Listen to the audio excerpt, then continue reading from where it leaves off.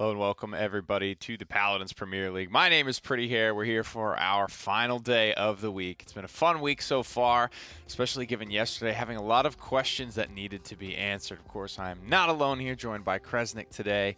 Before we get into today, I kind of wanted to collect our thoughts on yesterday and what all we learned specifically. We talked about that's going to be a heat check game for VP. They're on the upswing right now, but it's NIP. It's one of the best teams in the league. They show us kind of confidently that they're able to beat that squad. Yeah, and we heard that they hadn't really had much practice coming in, and you could see that in the first game. And as they were VP warming hadn't? up, VP hadn't had any practice, yeah, because of the people going back to EU, and you could tell how quickly they were warming up. I mean, it was literally a countdown: 4-3, 4-2, 4-1, 4-0, and that Frog Isle VP might be the one we see today after that practice they had. Yeah, and if you could pin it to like one thing, I'm curious as to what that would be for you. For me, it just feels like they have. Their DPS players are just of that caliber, and their frontliners are actually starting to play very aggressive, almost like NIP style now as well. They're not afraid of anyone, and they're going to play straight up into your face if it's necessary. Yeah, I agree. They're able to take so much room, and just having Vex also backing them up on the healing, they're able to make that space with the solid healing and positioning from him in those fights. Yeah, of course, we had Ninu coming in for Na'Vi as well yesterday. A lot of question marks there.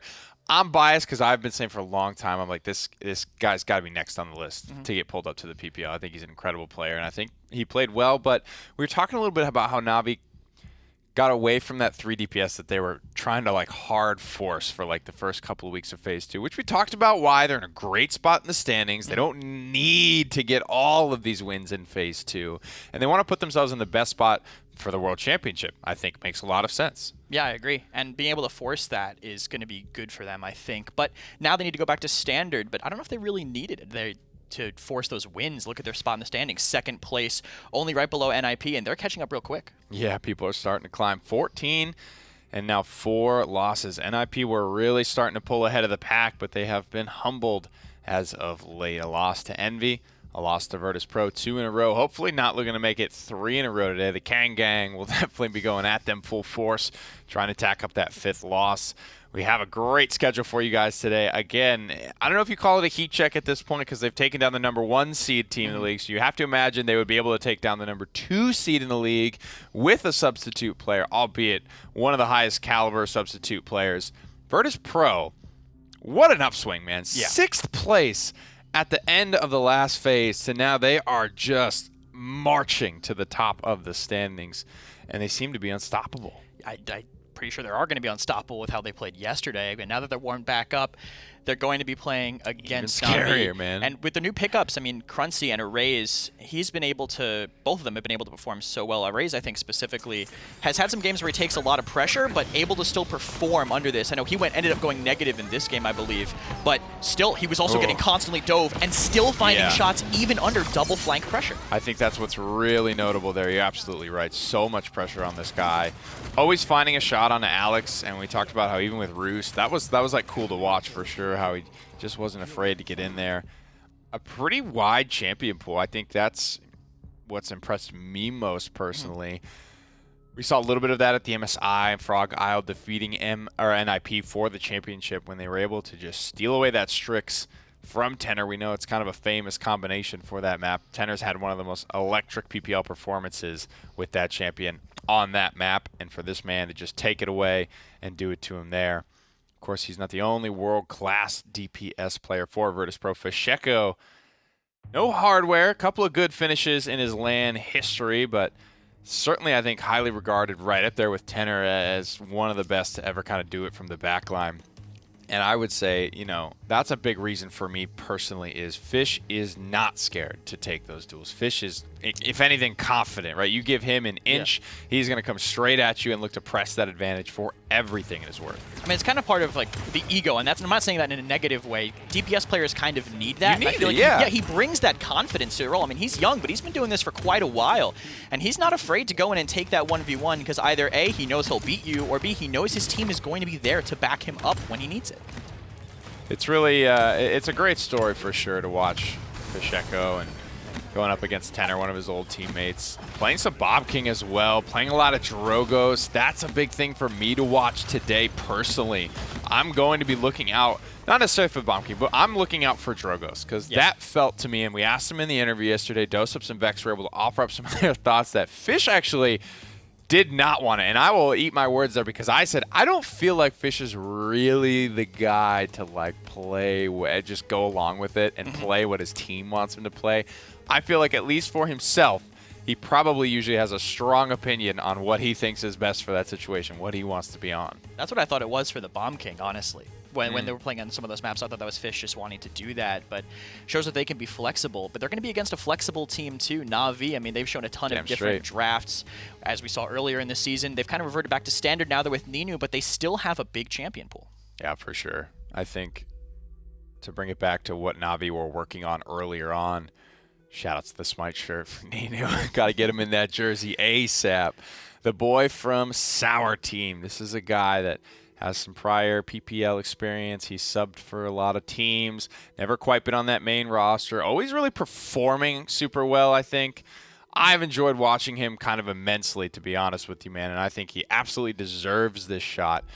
But again, talk about that 3 DPS that Na'Vi were really trying to, it seems, nail down for a while. It wasn't working, but it's okay because they can afford the losses. Now it feels like, do they go back to, you know, this more standard composition just to get a couple wins? Is that worth it for Ninu's confidence? I think so. Get him there, and then you can start working on the more specific things that they want to do beyond that.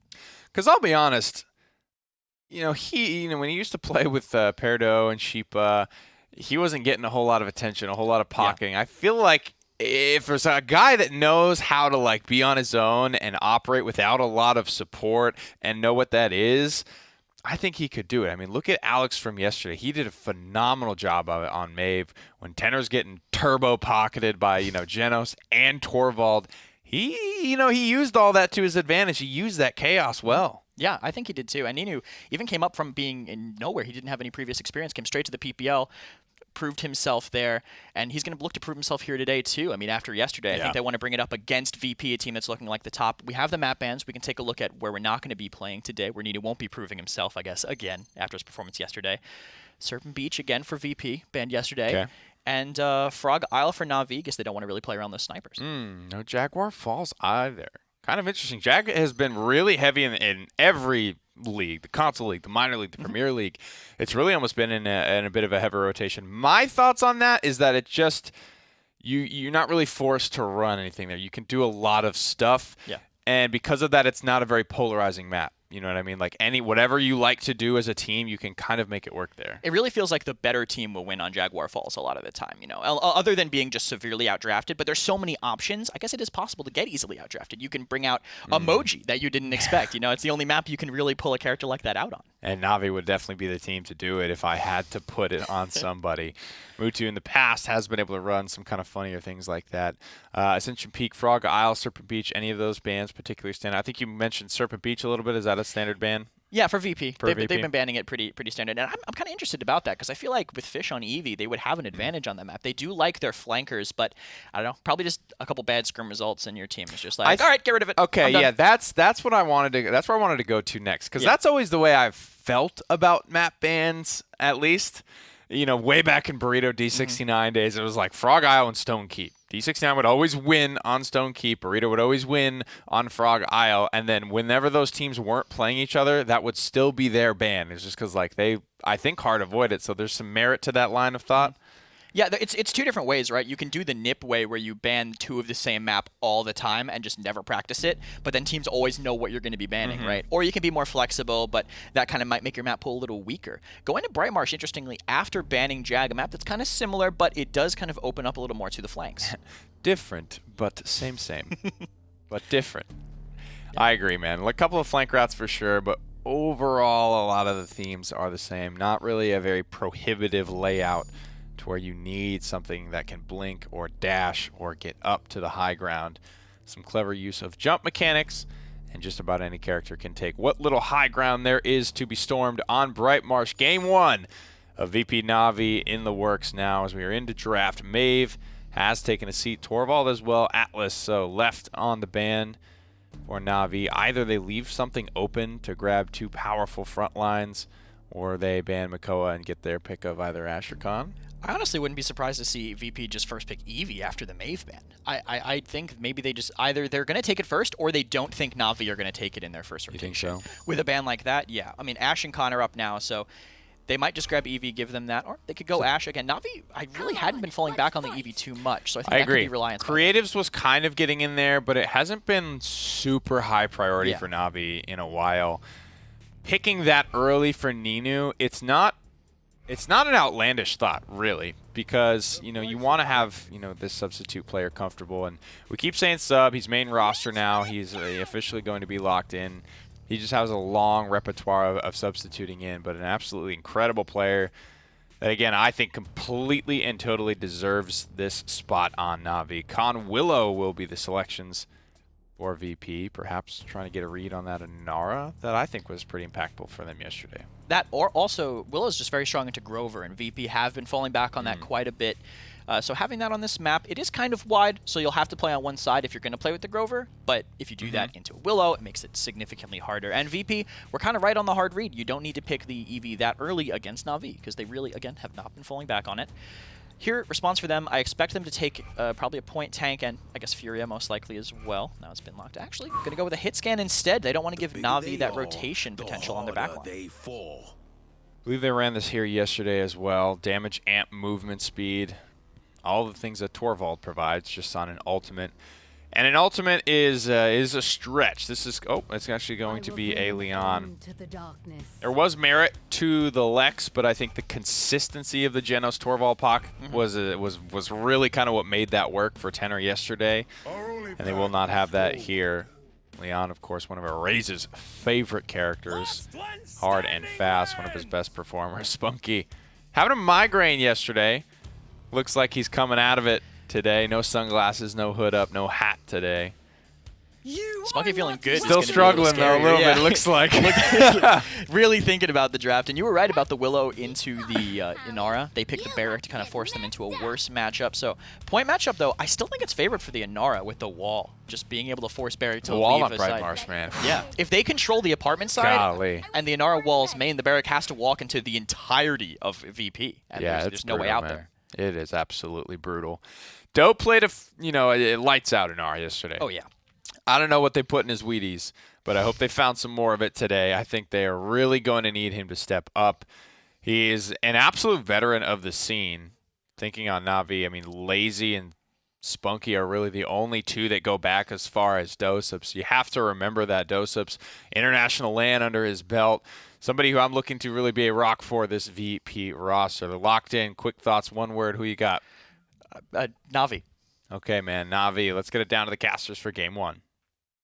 Welcome down to the Casters booth, guys. I am here, Fawn with Goremizer. Both of us are extremely ready and excited for this game. Both teams showed out really well overall yesterday, and both of them won their matches. So I'm excited to see what these two got in store. And I think today, much like Nick was saying, Dosups is going to be very, very dependent to make sure things work. But I'm also going to put some pressure onto Cruncy. He had some lackluster games at the beginning of yesterday's set, and I think today it's going to be kind of hinging on how he can do in comparison to Phoenix on the other side, who was very consistent in their 4 games against Kanga. That's where I think the war of attrition is going to be, and I really want to know how they're going to kind of fare. Yeah, I agree as well. We already see a couple shots get from Mutu are going to leave that Eevee looking mad low. She's going to have to wait just a little bit, linking in and out for Sheko, looking for some type of opportunity. But Dosups fighting the first kill, Mutu fighting the second of this match, but the percentage is still on the side of VP. It's that trade at the very end, though, that makes the big difference. Yes, you lose Cruncy, but you lost Phoenix and your other frontline Lazy as well. So Ninu being able to get some kills is going to be able to create some pressure, and actually enough that VP say, okay, we're done. It's a hot spot. We're not going to touch it anymore and back away. But in my eyes, they had the control. Like, I mean, Ninu does really well, but you could maybe still aggress onto the objective for a little bit longer. Yeah, I mean, you see a couple fights breaking out here on the side, but Ninu having the high ground, it's going to be really hard for VP to try and play into that. Erase gets just destroyed in that very brief instance, and now we see Ninu already in the back with Phoenix Lazy just gassing them up in this case, making sure they get not only one, but Ninu got 3 kills, not back-to-back. Wasn't an official triple kill, but Phoenix and Lazy were just following up, cleaning up, dusting their hands off, and because of that, Na'Vi were able to get the first point. And that was surgical, I guess is the only term I can think of. I mean, that wasn't even that, like, it was clean, and it was all clean from Na'Vi. But it's kind of like watching someone, like, this big muscle guy, he's, you know, MMA fighter, right? Yeah. And there happens to be this, like, 10th grade wrestler that said something mean to him. Like, that's what that felt like. That's how mismatched that felt, which is very, very concerning right now for Virtus.Pro, because that is not the level of play they play at, right? This should be 2 top-tier MMA fighters entering the ring. And so I was expecting a lot more out of them, but that was just Na'Vi giving them the business. Yeah, I mean, being in the right spot at the right time for Na'Vi was enough to net them the first point, but a couple kills from VP are going to send him a little bit far back. Through time and space, Spunky was looking for something, maybe a kill, maybe some damage. Regardless, it didn't find its mark. That doesn't mean that Na'Vi are just giving up. You see them rushing in his apartment on the right, and not just 2 of them, but all of them. They want to fight, and I think the reason they want to do that is because they've got a Willow on their side. Well, Lazy went ahead and dropped the Dome Shield. I really love the communication to come through. Unfortunately, a little late there. Not quite enough damage from Ninu to be able to save his support. And so that might honestly leave them out hanging to dry. They don't have as much to keep them going. But there's another issue. I mean, Vex, Cruncy keep getting caught out in moments like this. I mean, yes, you're getting some reprieve. Erase is the one really finding most of the kills, but a lot of your team's negative. Yeah, I mean, what else can you say about this? 9-0. He's literally not yet. He's 9-0 at the top of the damage chart, so much further ahead than Mutu. Not to discredit him. He's doing his job. He's doing what he needs to. He's finding what he needs to find, but he's also not 9-0 at this point in the game. Ninu being in such great spots at the right time. You see him in the back behind the cart, taking a few shots here and there at VP, which is enough to keep them grounded and back towards their base. I mean, just 9-0-2. The only thing that could be better is if Phoenix was 1-0, so you could make some sort of Beverly Hills joke. But either way, it's such a phenomenal performance coming down from him. And this guy, again, this is his first week of regular play, really, when it comes down to it. Yes, you can acknowledge he was a sub up against the Knights. He was playing with NIP earlier this split, and it worked out well for him. They won in 7 games, but this is something else. This is a different level of performance from him. Oh my goodness, the overpower as well, just to make sure that Nara has no way, shape, or form. That just shows how much they want to get the point, and they do. They take off the training belts, they get off their weighted gi. I don't know what Ninu went through, if he went through the hyperbolic time chamber or whatever Dragon Ball crazy stuff he's gone through, but we're seeing a whole, you put it perfectly, Gore, a whole new level that we have not seen before. The awareness, the positioning. Na'Vi is on it right now, and VP has to find their chance at life here. I mean, even from yesterday to today, it exactly. seems like it's a night and day change. Like, I think you are right on the money. They did something to somehow fit 3 years of training in one night for him. I mean, he has 1 death at the very end, and it's only because Erase was unkillable in the moment. There's only one reason Ninu does not still have a 0 in his deaths column. And 8,000 damage above the next highest, so he's still at least being consistent in that regard. And I think if you don't deal with him early on, you might be looking at a 4-0. Yeah, I mean, you see Erase is like just taking this spot right here. Spunky went for another through time and space. The Ice Storm gets dropped with a Lazy, which is going to net them a kill for VP. And now that Pacheco has gotten the kill he needs and the rest of his team to give him some space, it's not going to be enough still. Mutu finding one on Pacheco is going to be enough for them to really try and do something. Khan's going to go straight to point, try and find anything. And now, just as we were singing the praises of Na'Vi last round, now we see VP is in the driver's seat, 99% on the point. Ninu, 498 health, pretty much 500, super low. The rest of them are having such a hard time getting on point, and I don't know if Na'Vi's going to be able to cap this one. Honestly, losing Lazy there, I think, is probably going to end and seal the deal here. Virtus.Pro, I mean, that one, they have a lot of control.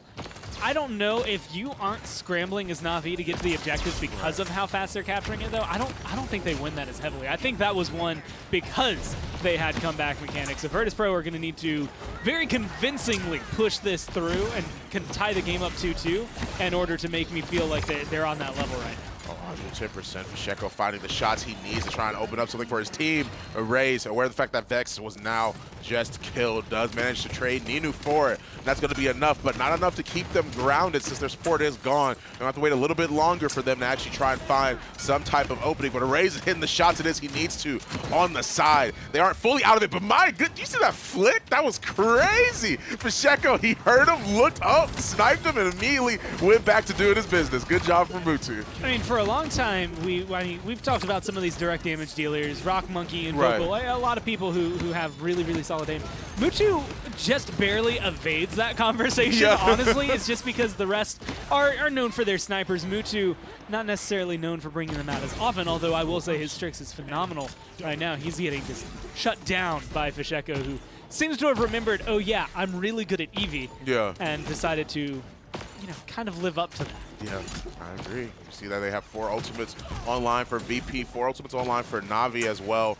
Both ultimates at around the 70-80 percentile for both teams. So really, it depends on seeing how Na'Vi use all of their ultimates to make sure they got that point. The question is, will VP do the same leading up into this next round? We see that Cruncy is in the back, getting a few shots on the Lazy. Might end up with a kill, but the Void Grip's going to stop him in his tracks. And it's going to be the perfect kind of angle. He has nowhere to go, no way to get out, but they still lose Lazy, they still lose Phoenix. A lot still slipping through their fingers. Agreed. Double kill for Doseps. Vex fighting one of his own. Support v support battle. The Enlightenment comes through, but Ninu is already still alive. You should have dealt with the problem when you saw him, because now we see that Vex is the last one to go down. Ninu in such a good spot and good positioning is going to be enough to net his team just a few more moments of defensive time. They finally ripped out the rug of top damage from under him, but I mean, he's still 13, 4, and 8. There's not much you can do about that other than to try and turn that 4 into as big a number as he's finding kills. You need to find some way to control him in these clutch moments.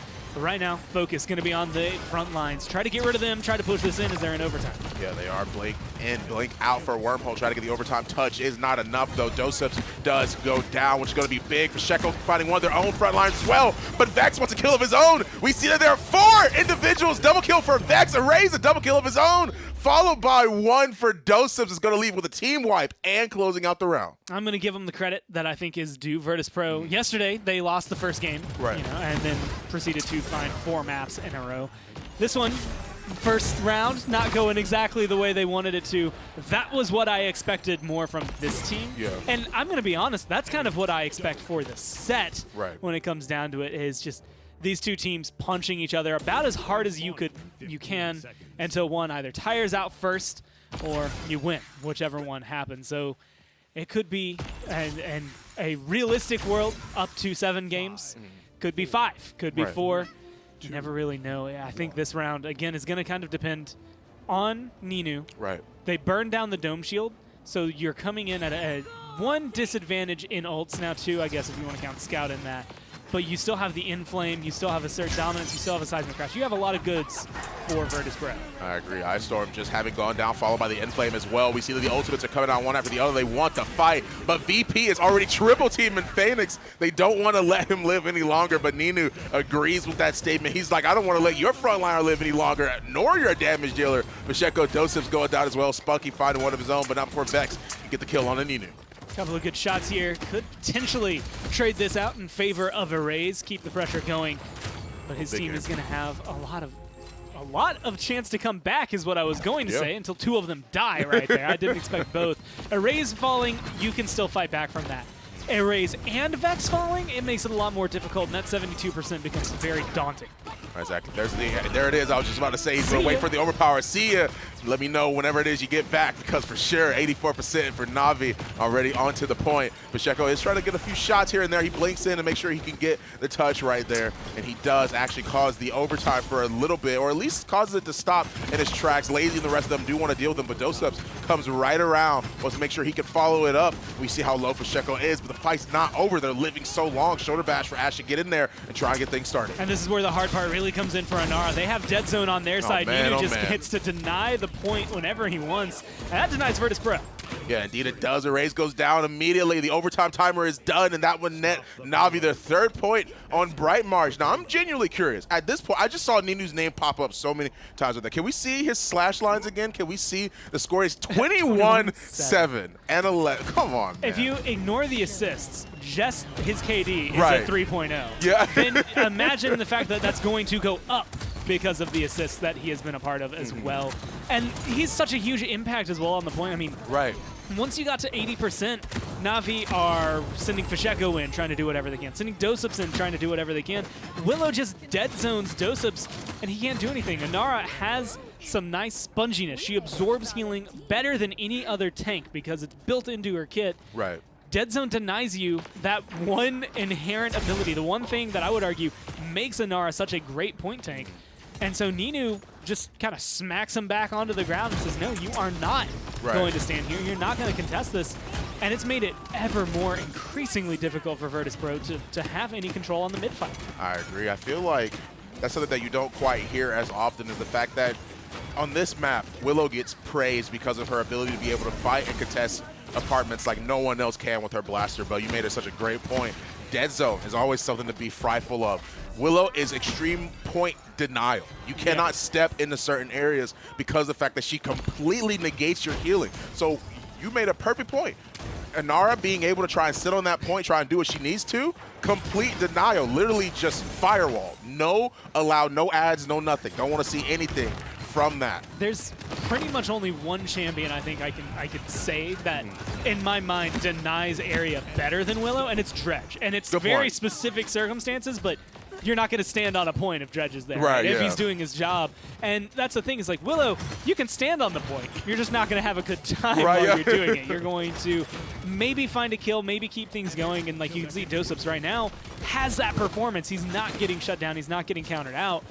But you can't do this on the mid fight when it's so easy to say, well, I know where you're going to run to. Right, exactly. And here we see Dosups already up on this little ridge right here, making sure he can get some shots down on the Mutu, finds the kill. Payload's 15 moving on the clock left. Yeah, payload is moving. They are all the way back. Tried to get a little bit of that zone going, try to see what else they could do. Lazy tries to skedaddle out of there, but Fasheko finding a few good shots and Ray's finishing it off is going to be enough to net not only Na'Vi a lost point, but as well as the other team, VP, to net their third point. So now we're tied. Now we're looking at a situation that at this point it can go anybody's game.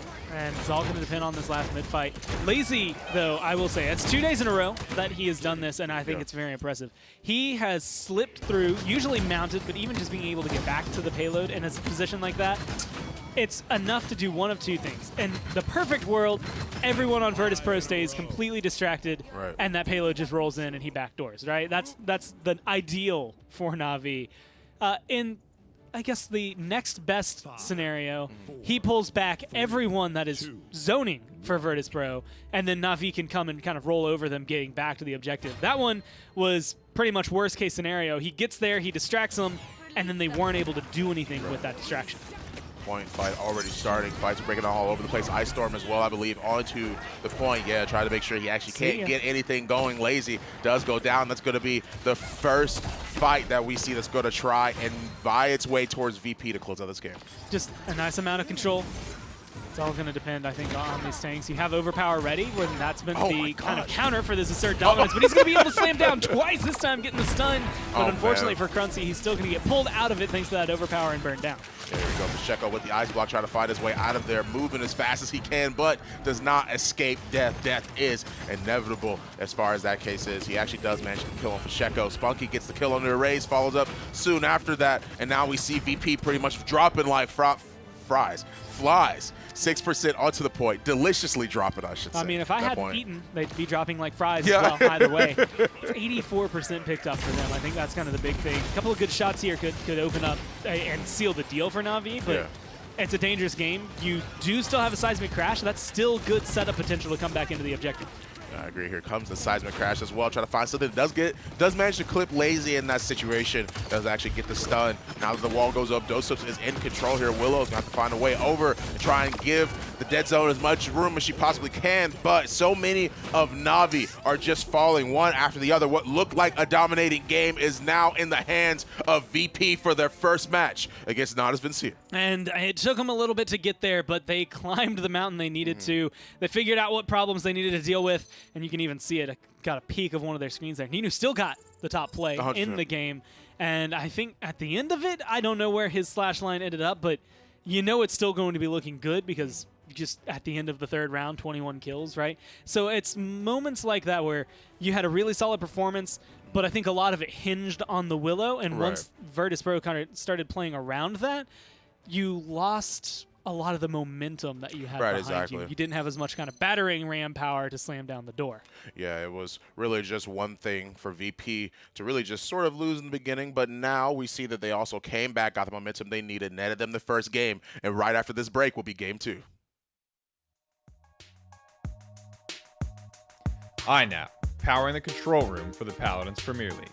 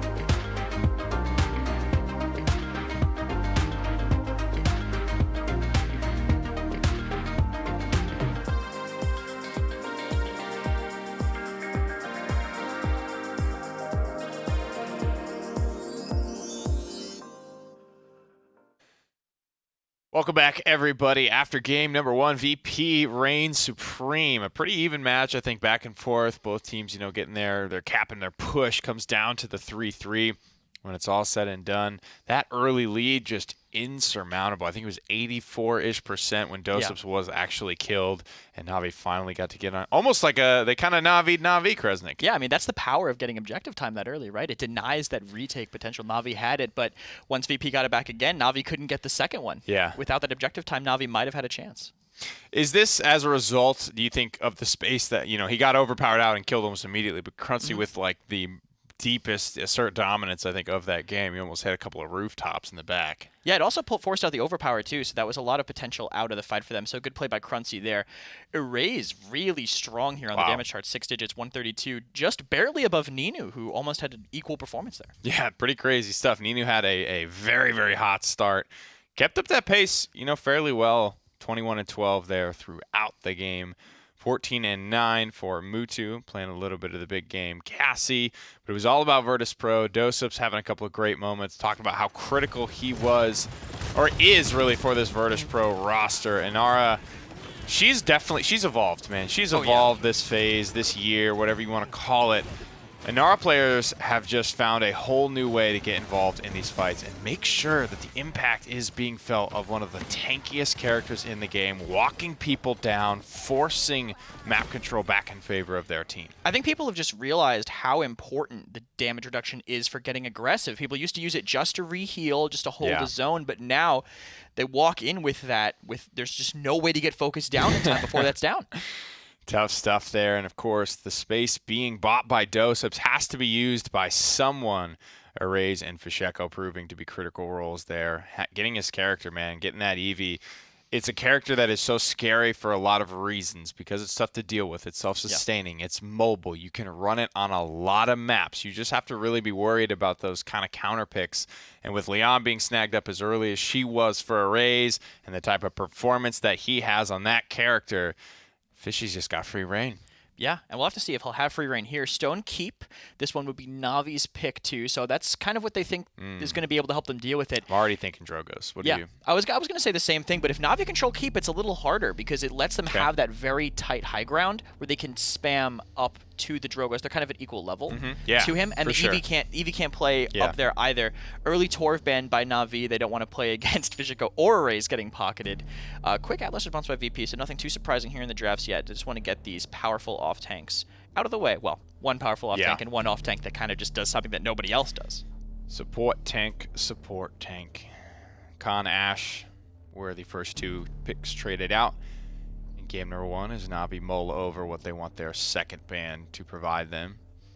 Again, a hot start for Ninu, losing the first game, but I think he is more than satisfied with his performance. Na'Vi go for that Cassie ban. Is this strategic to leave things open for them? It could be. It also could be them maybe trying to call out Arrays. That maybe, because I know people were kind of talking about Arrays mostly just playing Cassie Leon, which I think is just a product of the meta. I think Arrays can play more. Agree. But I think it's just people kind of fall back on Cassie Leon. So maybe Na'Vi will do this, and then they'll take Leon early. VP also could answer. They are second pick. They'll probably get that Leon if they want to go for it that quick. So we can dive on that a little bit. Cassie Leon, absolutely. I mean, played, I don't know if that's what's going to be played here, but some Vivian at MSI, that was okay. Strix was very good. Again, I don't know if that's going to be brought out here. What else in the pool do you see for Arrays that could potentially work on Stone Keep? If they don't get Leon, it has to be Victor. I think Victor is just monstrous on this map. It used to be a big pick, like you would combo Victor Willow when when Nightshade was meta. That was a huge thing because you could just throw a grenade and shoot a dead zone at the banana when they were crossing and just literally kill people before they could even get to mid. I have not been on the receiving end because I was a tank main, but I have heard my teammates complain about that plenty. No frontliners locked in for Na'Vi, so VP will have their pick of the litter, and they are going to select Barrack Khan, a double shielding frontline. Are they trying to force Na'Vi into the Inara, grab a Willow type of situation? What are your thoughts after seeing Barrack Khan? I think that could be the case. I mean, it didn't end up paying off completely for VP last time. I mean, for Na'Vi, excuse me, because Na'Vi kind of did the same thing. It's kind of one of those things on paper that's like rarely hits the mark every single fight in practice to where it's just overwhelming. It was also playing into the counter too. It was playing into the Leon. Yeah. So while it wasn't being hard countered necessarily, Take the really good with the bad. Yeah. Willow can't just do as much, and Maeve for Na'Vi is still opening up that Leon for VP. So interesting choice of banning the Cassie. I think maybe they just wanted to get rid of the big game for once they end up with that Inara, or they could be going triple DPS and want to get rid of that impulse counter. But I think Leon personally is better at dealing with it. I actually agree. Leon's consistency as well as the comfort level with Arrays seems to be worth talking about. Early prioritizations again of the front line is automatically it makes me kind of think about these guys wanting to be the win conditions this time around. Cruncy and Dosups. Cruncy had some big games yesterday. Khan has kind of been on the upswing for me personally as of late. And to kind of corroborate that a little bit, Ash will be 9th picked. First pick from last game, falling to 9th this time around. How the draft changes, perhaps, you know, the Cassie ban makes a lot more sense now. The foresight of whether or not they saw themselves getting Inara Ash, that's the way it worked out. Both those tanks very heavily countered by big game. They won't have to worry about it this time around. A lot of good characters to scale with Luminary as well as VP mull over their final pick. Could be a Leon. Could be. Could also still be that Victor too if they want to have like just more raw damage output. Na'Vi's draft is really flexible too. I think they can do a lot of different things. They have Ash Maeve to kind of play on the flank, very aggressive Midnight, and then cross a huge distance. And Nara Willow too if they want to just focus on that point fight, kind of try to bully out Dosups. After how Do just played and how he's been playing the last 2 days though, I don't know if they'll be able to win that fight, at least with the support of VP around him. Definitely tough to bully him out. He's playing very smart right now. Yeah. Knows well ahead of when he needs to get out. Good call here. It looks like it will be the Victor. I was very impressed with his Victor on Ice Mines yesterday. Not hitting the shots, more so the rotations and the amount of pressure. And again, this was reinforced on Frog Isle. You brought it up. The amount of pressure he dealt with double flank was immeasurable, and that's something that's so critical to being successful in Victor. Yeah, good positioning, good rotations. It's important on Stone Keep too because as soon as you give up that high ground, you give up a massive amount of map control. So he has to know when to drop, when to hold, and when to spam those grenades around those corners. Yeah, definitely. It's going to be a tough one for sure. Willow's going to have to worry about it. It's even a lot of damage. I think Arrays is not afraid to dig his heels in and fight off a Maeve if she gets a little froggish. We're going to get this one down to Stone Keep for game number 2. Casters, take us in. Welcome to game 2, guys. We're excited. This is a great set going on right now. Me and Gore are really happy. I'm sure Nick and Krez are really happy too. We're all just ready to see how this entire game will unfold, who will become the winners. Not necessarily of game 2, but the set overall.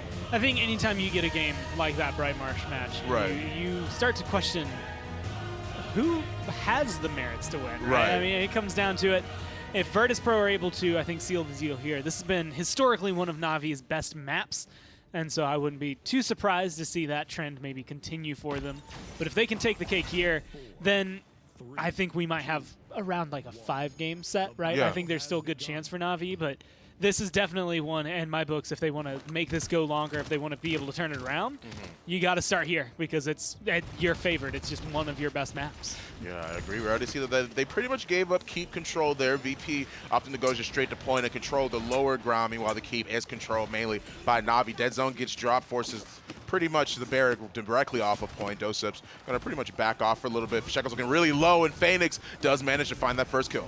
Couple of daggers here might be enough to melt down this con. It's going to be with the help of Ninu once again on that Willow.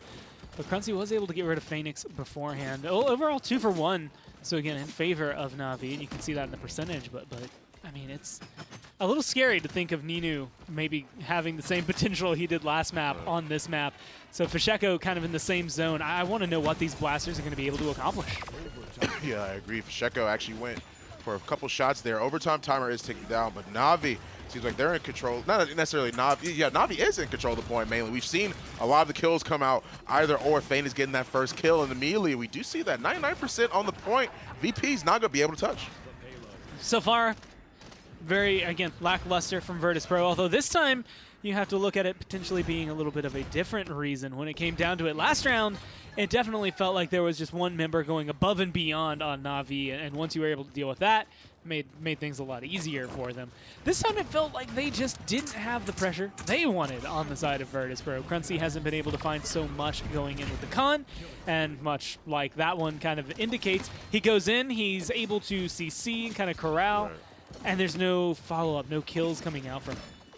We already see that the dead zone is there. Ninu controlling high ground, manages to get the kill onto Arrays, but even if they do cap this point, we literally just saw it. Bright March was a perfect example.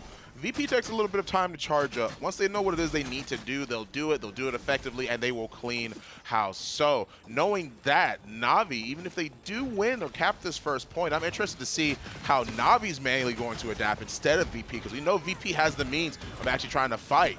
But the question is that how are they going to end up closing this one out? Well, so far, they don't need to be changing too much. They have exactly what they need. They get rid of Cruncy, and usually it's a lot easier from there. This time around, they kill off Cruncy and then lose 2 members. So, you know, trading back and forth and keeping themselves in control. But, I mean, they're under the archway. This is the typical choke point 4-stone keep. And I think the biggest thing to note along with that is that they have a minute left, right? So there's plenty of time to get back to it unless a very, very good zone from Virtus.Pro comes through. They should be able to get overtime, and then it becomes that uphill battle. Can you break the choke? Can you go through and break the base? Yeah, exactly. You see a few shots here and there from Cruncy, really just holding this little hallway right here, making sure that they don't get control of this, because if they do, then it becomes that much more of a harder fight. But Na'Vi, knowing that, are sending most of their team up there, really. And Maeve's the one on point, trying to make sure she can sneak, push the payload a little bit more in. 3 ultimates online, 5 are all online for VP. 20 seconds left on the clock, and with Fasheko getting the first kill on Ninu, this might mean the start of a potential win. It's definitely looking like a good defense. 15 seconds left, and they are knocking on the door of just, well, eliminating everyone on Na'Vi more than Na'Vi knocking on the door of breaking through this choke point. Like you said, it's a 4v5, and they have some ults, but you have to wonder if they want to commit anything here. Not with Nara being that low. Immediately Lazy goes down. Dosup's finding the kill, and that is a question that you should ask. Are they really going to use all the ultimates? But since they had already gotten Lazy so low as it was, it's really a matter of them trying to fight as hard as they can and make sure they can close this out without having to try and use anything. Fasheko getting spunky, though, that's definitely the start. I think that's on, yeah, the beginning of the end. You lose your source of healing, so even though you've been able to get a little bit of good grounding, even though there's a good zone coming down between Mutu and Arrays wins the fight, and now, yes, you use your assert dominance, but how much can it truly hold on to you here? Right, exactly. Lazy did end up going down now. Meanwhile, Ash really just by herself on the point. Not going to be enough. She tried to use assert dominance to try and go through, but Arrays didn't use overpower that time. He's like, look, we know we already have the advantage. There's just these 2 guys left. Make sure we pick them off. They did, and that netted them the point. And that's kind of where I'm wondering, you know, that assert dominance feels sloppy is the only way I can think to really word it. It just feels like that last-handed, oh, well, maybe we can still do it. But you're not really getting anything out of it. Like you said, I mean, at the time, Spunky had respawned, I think was back in the fight, but Lazy was incredibly low by the time you started the ult. Right. And so he died almost immediately after landing. And the only other thing that can come to my mind is you're trying to bait out the overpower before this next round. You're trying to get them to use it so that you don't have to worry about it now, but that didn't work. And so Virtus.Pro maybe being able to read the book that Na'Vi were bringing here. Or, you know, sometimes maybe it was just a sloppy ult. You never know. Right, exactly. Through time and space comes through, but Shoulder Bash should get Phoenix a little bit more in there. Midnight as well. Inflame. So many ultimates are being popped because now they're looking for a point fight for the ages. The Dome Shield does go down. They'll make it a little bit harder for Maeve to get that kill. Phoenix goes in, finds Dosups, and because of that, Phoenix is really, really low, but not enough to make sure that he's out of the fight because Ninu just picked up a kill for his team. A couple of good shots there from Fisheko. Might have been able to seal the deal, and does this time on Ninu, so it keeps him alive and keeps him rolling. Unfortunately, they lost pretty much everybody else, so it's going to come down to the duo that decides a lot of fights.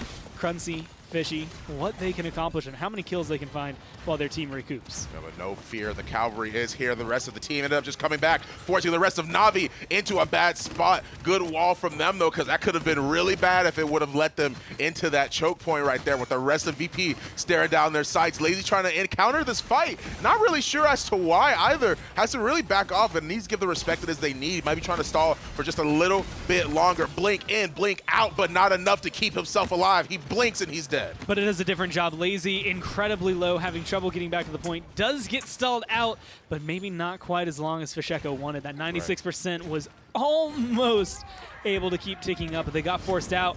This barrage is going to have to go big and find a lot, but it only gets a little bit of damage down, and they're about to shrug it off. Used all three of his shots to make sure he can at least get something going, but no kills except for Mutu and Ninu finding one on both teams of VP, both sides of VP, I apologize. Vex 30 ends up getting the kill as well, but it's not going to be enough to net his team the point as Natus Vincere are going to cap another one. When the clutch moment comes through, Na'Vi right now are the ones going big. I think that's the biggest difference. As Fisheko is not quite hitting the stride we saw at the end of Bright Marsh. We're not seeing too much out of Arrays, period, on this victor. I mean, that barrage was lackluster. Like, it came down, it was toggled, it hit 3 shots, and when I looked back up at the health bars, the only person that was somewhat low was Ash, and Phoenix was not in a dangerous position. There was no follow-up, so he was fine with it in that kind of scenario. So it's just moments like that. Those ults need to be a little more.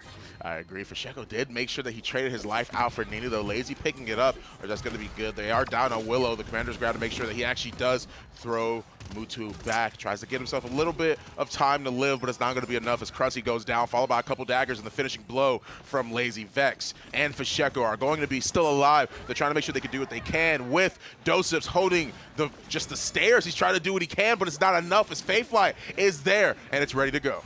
Couple of good shots. Really aren't going to find kills in this scenario, but no one's going to dare leave that door. Now that Faithflight's over, well, you might have had a chance, but the payload was already there. Right, yeah. That was faster than I expected. Yeah, I mean, at that point, it was like they had gotten picked off at least one person, but then when it came to 2, it just so happened to be one of them was their frontliner. Dosups was holding stairs, so since he died so fast, it was like, well, just Fisheko and Vex were like, well, guess we lose then. You know, just shrug, just like, all right, well, I mean, we can't go on the point and touch. We'll literally die immediately. There's nothing that we can pretty much do in this scenario, so just give it up. We'll say, though, this was I think the best gift given to Virtus.Pro on Bright Marsh has now been given to him again. That is the double comeback mechanic, being able to sit down and capture essentially twice as fast. It's not going to be quite that quick overall, but the fight ends way faster than Na'Vi are acclimated to, especially at this point. And so in moments like last round, they will absolutely have sealed the deal by the time Lazy gets back to the objective. And it's those little differences, that just 4% as opposed to the 3% is going to make a huge difference. Daggers are coming through, as well as the Inflame. Midnight was just used to try and give themselves some aggression. It did net it, but they actually baited that. Baited for sure. Cruncy tried to make sure he could. The overpower wasn't enough, though. Phoenix and Mutu, both stepped behind the wall. They saw Khan there. They were like, nope. He overpowered. He missed it. And because of that, now it's going to make it 10 times harder for VP to be able to try and come back. And this is exactly what I like to see. Lazy is up here in the trenches with the rest of the crew. They get aggressive. All 4 that are around are going to be able to fall back to the objective. But that entire time, they're capping it up. They're at 87%. They got a decent zone at the beginning as well. So Virtus.Pro have to come in with low health. Yeah, the question is, who's going to be able to touch Vex? Trying to see if he can set up, not necessarily for healing as well as through time and space, trying to get himself in position. But two of them going down. Dosips and Fasheko are gone. Cons moves in the touch through time and space. He tried to use Cruncy as a little bit of a distraction. Wasn't enough, though, because it seems like Vex and the rest of them are just going to pretty much concede this point. And that's going to net them the game. And just to make sure the deal was sealed, Phoenix plants the flag on the objective as we roll out of the timer and the game ends there, just to, again, ensure that they have that control. And that was a lot more of a controlling win from Na'Vi. So it's a little more, I think, indicative of what they're like when they get their way. And so we're going to have to look at Virtus.Pro. I mean, the things that went wrong, right? The off-tank not quite being able to get what they wanted. They go for the con very early on, which historically has been very good for them, but it didn't have as many answers for the Ashe. And on Stone Keep, he just doesn't have as many options when you overpower. You either have to hope there's some follow-up or maybe walk as far away from the objective as you can to throw them off. Yeah, I mean, they really tried to fight for not necessarily keep, but they pretty much conceded it to Na'Vi. They're like, all right, you guys have it up there. We'll try and control the point, so on and so forth, but it wasn't enough. Na'Vi did manage to get the first point and also ended up taking the game. But now that the score's tied 1-1, I'm excited to see how these teams are going to adapt right after this break.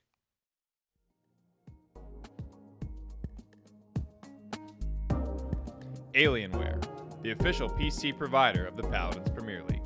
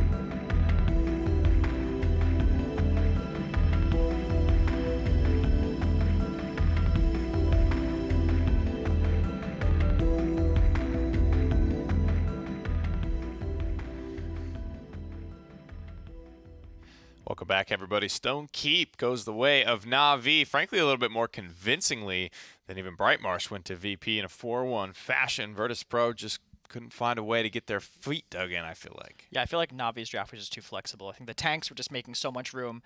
Erase was doing what he could, trying to stand his ground, but with those tanks walking at him, he couldn't hold the positions that he had to.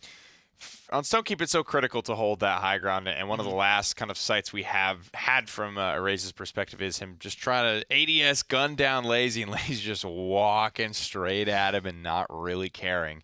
Whoever can kind of root themselves in on that high ground generally, will be in a pretty favorable position. And when you look at Virtus.Pro, they're trying to get their Victor there. They're trying to get their Victor kind of rooted in and having that advantage. On the flip side, Na'Vi are trying to do the same thing with their Willow. I think they're also able to be really patient because of the Willow and the Inara, just that stationary play. VP was kind of trying to force it. I saw in that very last fight, they had a Dome Shield on point, and Fishiko was just ice blocked about 2 feet to the right of it. Yeah. With the entirety of Na'Vi just waiting to pounce. So, I mean, I think the ability for them to be flexible, to get aggressive onto arrays and play passive to stop Fishiko was great. And I think the tank pressure from Lazy and Phoenix were really good for Na'Vi. Really, a lot of pressure being put on. This wall, by Lazy in particular, was really solid for forcing out Doe, forcing out that shield early and not letting him be able to get back to the spawn. Playing these frontliners is all. I like this one as well. Reads the wormhole nicely here, and more or less solo kills Fasheko.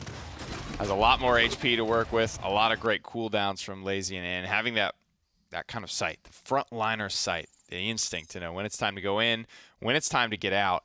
It's such a critical instinct to have because that's really it. And you can be obviously a mechanically skilled player on the front line as well. Characters like Barrack and even Inara, needs to kind of track down those 3 pellets. One of the harder frontline weapons to use, I think, in general. And when you get in there, you W key, you barrel stuff, you do what you can to get your damage up on the board. But Lazy known it. Being one of the better aimers, I think, in the business, having that repertoire and that history as a DPS player as well, turned tank, as the cycle of life continues. You play DPS when you're young, and you sunset into the front line and support roles as your experience and your mind expands, and your maybe mechanical abilities fade a little bit. Yeah, I mean, having that DPS flexibility for that is good too. You know, when you're in that role, being able to flex if the meta so does choose it. Ooh. Warder's Gate will be the next map pick here. Kind of an interesting one. I really don't know too many maps like it, with the like semi-high ground on the sides of points. But that's kind of a plus good, under. in my opinion. No, I agree. And that's why you don't see it a lot, because a lot of teams maybe want to practice the maps that might have similarities that draw into others, so they can kind of get multiple styles of Bang practice for your at buck. once. VP banning Willow. They do not want to see Ninu on that character again. It's hard to play around. They're over it, man. I think I would be just about over it as well. Yeah, and Navi banning Torv. Also, still do not want to give them the ability to pocket Erase or Torv, or excuse me, Erase or Fish. Atlas also banned for VP, so standard other than the flex ban kind of moving towards focusing on Ninu. One of the newer maps in the game for sure, so it could be part of the reason why you don't see it picked up as much. There's enough on these teams' plates already, having to practice up new maps, new strategies. It's no small task, but we're seeing a couple of people do it, I think, with Timber Mill, up the sleeve, Fish Markets in their sleeve, things like that you'll see from time to time. First picking the Barrack. Or I believe brought up a stat, pretty good win rate with this character. But to first pick it, with Khan, with Ashe open, with Inara still open, I mean, what's the thought process here? Is it just that flexible? It can go so many ways, you don't really show anything? I think so. It's also pretty solid on this map because of the ability to dash from the point straight to under, whereas Inara has to walk a little bit further. So Barrack has more potential to kite away and bait people in to chase him. Inara still has the potential to get the wall to completely lock off the front of the point, but it's kind of hard to get it perfectly lined up. There's a lot of ways where you can just kind of rub up against the wall once it's up and still barely touch the point. So Barrack, really flexible as a point tank on this map. And I think so are Maeve and Furia, not as point tanks, but as picks in general. Maeve being able to rotate behind. Going behind on this map, I think, is very easy compared to some other maps because of the crystal path you can take behind them. Yeah. So that plus Furia's long-distance healing on a map that has pretty big sightlines are both solid picks for Warder's Gate. Well, Leon will hope to dissuade that Maeve just a little bit, In this game, as you VP's win draft or you still die. remains There is largely no middle ambiguous ground. through the first three. They could transition this into a triple DPS. Bring war to my They can make it a little bit more I standard. bring Something like an destruction Ashe to or a yours. Khan or an Inara. All three are still open as we head to the back half of this draft, which is a bit of a rarity, I would say. Yeah, I would say so. I mean, I think they just don't care what off-tank they get at this point, at least for VP. So they're not worried about prioritizing, because if they get Ashe or Khan, I think they're going to have a flexible draft around it. They can kind of adapt from there. Either Ashe will- one's good enough. Yeah, exactly. I And guess, they're in going your to opinion? probably end up with Ashe. So Inara Khan is kind of a Na'Vi specialty, I feel. They like the ability to play slow and sustain. So getting that for them, it's definitely comfort picks. I mean, and we've seen how good Phoenix can be. on You Khan. trespass and are unwanted. At least on Bright Marsh, stranger. Phoenix was almost exclusively overpowering Cruncy out of his assert dominances. Overpower becomes a very easy solution to Inara as well, so having them together, forcing the Ashe on the other side, could be a good look for them. They have their point frontliner in Barrack. Again, largely ambiguous, so they could go a couple of ways with this. Which way do you see them going if you had to guess? They can go triple DPS if they want to at this Right. point, honestly. That could be one way to kind of kite out the sustainy comp from Na'Vi. They would probably have to go Eevee and then maybe a Drogue. Then Na'Vi still have the chance to get a hit scan answer, but the biggest one is in VP's hands with that Leon. So they could do that kind of overwhelming damage triple DPS style here. Cassie That's is it. also coming, so double backline, yep. When Leon's locked in for VP and then you see Cassie, you're like, okay, this is gonna be triple for them. Is this dope? Cruncy's got to play. I think Cruncy, it's that's right. Cruncy Yeah. probably. I Likely just to want to see Go Cassie. play. Yeah, I know. I feel you. It's he's an absolute OG on Cassie. And she hasn't really changed a lot. Just I think projectile speed changes is really the bulk of what she's seen in all of her 3 years of existence. So will be the triple DPS for Virtus.Pro. I'll be need to round out with something. Perhaps a blaster for Ninu. What's left on the table? Drogos, you don't love to pick that in Leon if you can help it. It's not great on this map either, I feel. It's okay, but it's going to be tough into the Leon. And Strix is an interesting response, I think, by Na'Vi. Roost is going to be good at helping him get Dove. And Yeah. if they can keep the Eevee off of him, there's really no one to contest him. They don't have an off tank to kind of burst through those sidelines. I don't know that I've ever seen a sniper on this map. I don't played. think, not in a professional match at least. I don't think, this is not something that's been done. Part of, I don't know why, I'm just thinking about Arrays from yesterday and how effective he was able to be, able to deal with all of this pressure with Roost. That's immediately where my head goes. Is that enough to kind of influence Navi to pick this? I think it could be, especially just because they don't have an off tank. I think is the biggest thing. It's going to be so hard for VP to get. I don't know what onto else the I'd Strix. pick anyway. I don't know. There's, when they go 3 DPS like that, it can kind of leave the pool a little bit dry, guys. This is going to be an interesting one. A lot that we haven't seen much before on Warders. Let's get it down to the casters. One thing about PPL is that it never ceases to amaze me with the picks it is that people will bring out whenever they feel like it is 100% okay. Okay to pick. Like Strix. I've never seen Strix on Warders game.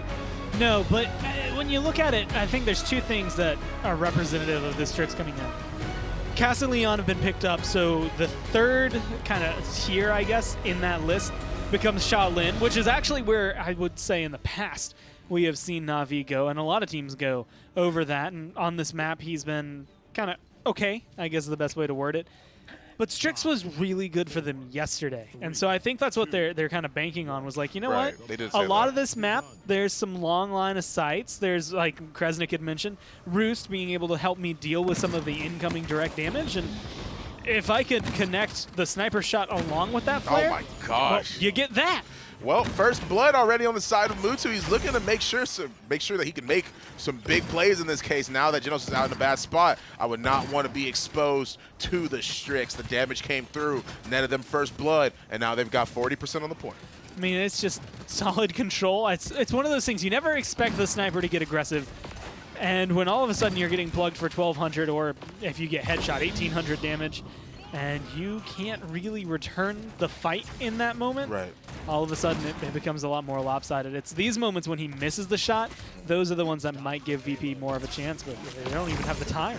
I mean, even if he's missing the shots in its own right, he's definitely doing, the pressure is still there. But as I say that, we see Arrays and really just everybody on VP sort of just like try and just dust their hands off in that little fight right there, that little exchange. Natus Vincere, Navi did manage to cap that, but VP's now being the aggressor.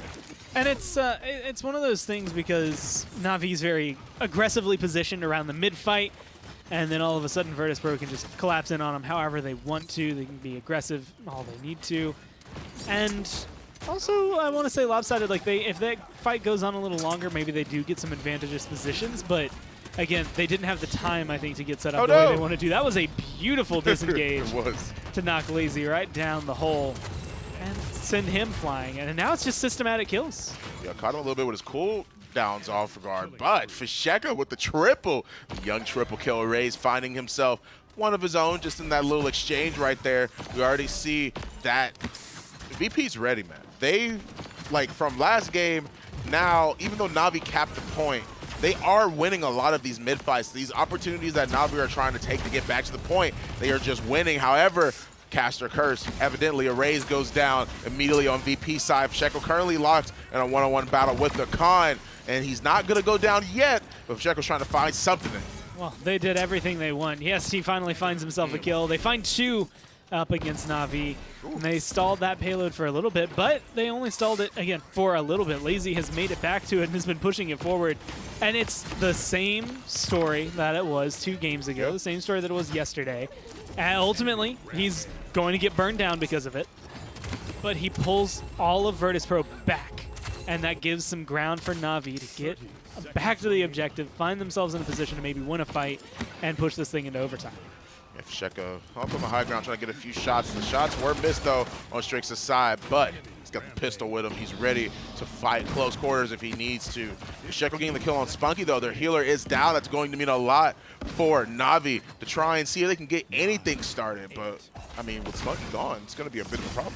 I mean, everything is just kind of stalled, and yeah, with 2 seconds left on the clock before overtime, 50% of the way needs to be crawled up like this. And, Oh, jeez, if Mutu hits shots like that, yikes. then they might not have that big of an issue, but The problem is all the times that he's not hitting those exact shots. Yes. The question is that since he just hit that shot, is there really a time where even if he misses, as long as he's hitting shots like that every so often, that's going to set up a lot? Because my goodness, the headshot damage followed immediately by the flare was more than enough. We have 4 ultimates online, Overpower Midnight, In Flame, Seismic Crash. Meanwhile, VP has everything ready to go, and Seismic Crash was just used to try and get something started. Now we want to get this one in. I mean, they're holding on to it as best they can. Lazy's in a good position, full health, and under control by this pillar, being able to kind of dance around, dodge a lot of damage, and keep this thing contested. Unfortunately, he's losing his teammates behind him. Yeah, and unfortunately for them as well, they do manage to not push that one in, which nets the point to VP. Now, here's what's interesting, is that this is the first game that they've had where they are now tied immediately like 1-1. Most of the time, somebody tries to push it in. On Stonekeep, Bright Marsh, we've seen 2 O's already, and then one team either is able to actually push it in or try and make something happen. But in this case, it's very, very interesting because now both teams are really playing to their heart's content. Yeah, similar start to last map where it's just push almost going in, but a defense. But Na'Vi were the ones that bounced back on Stonekeep. Right? They converted the second round into a 3-1 and then just kind of ran the show from there. Yeah. They didn't really need anything else. But it feels like there's a little bit more underlying to Virtus.Pro's composition. I think there's a little bit more to expect from Cruncy. There's a little more to expect from Fasheko. And it depends very heavily on how they deal with the matchup against Mutu. Oh, and especially after that, Fasheko blinked it a little bit too deep.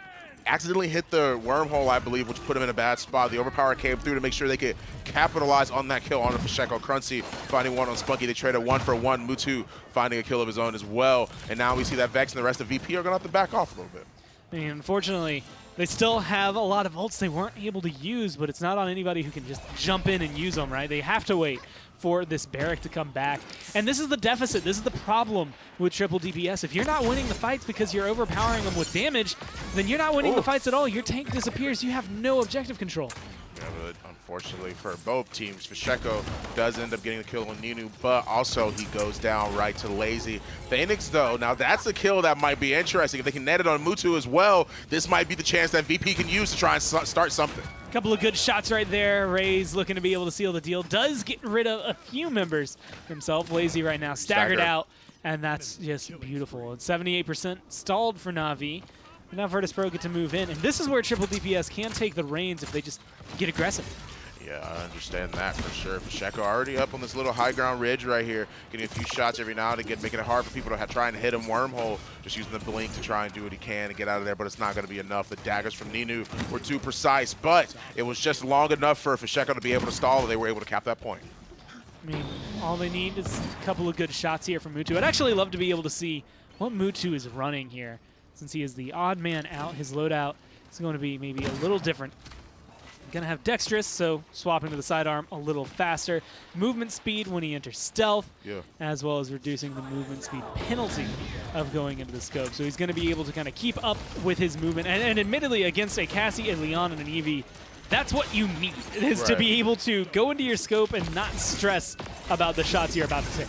Exactly, yeah. Mutu, man, with the triple kill. Ninu a little bit closer behind with the double, I believe. They were able to get a lot of damage off onto VP. They were able to get the kills, the damage they needed. And now VP's going to have to try and find some way to get back. But they've got 1:35 left on the clock. They still have plenty of time. Yeah, I'll be honest. If you blink for a second and you're just watching this game, or you just tune in now, then this is Navi's defense. This is not Na'Vi pushing on Warder's Gate, although this does look like the start to a push and a lot of reclamations of a push. Virtus.Pro just can't touch.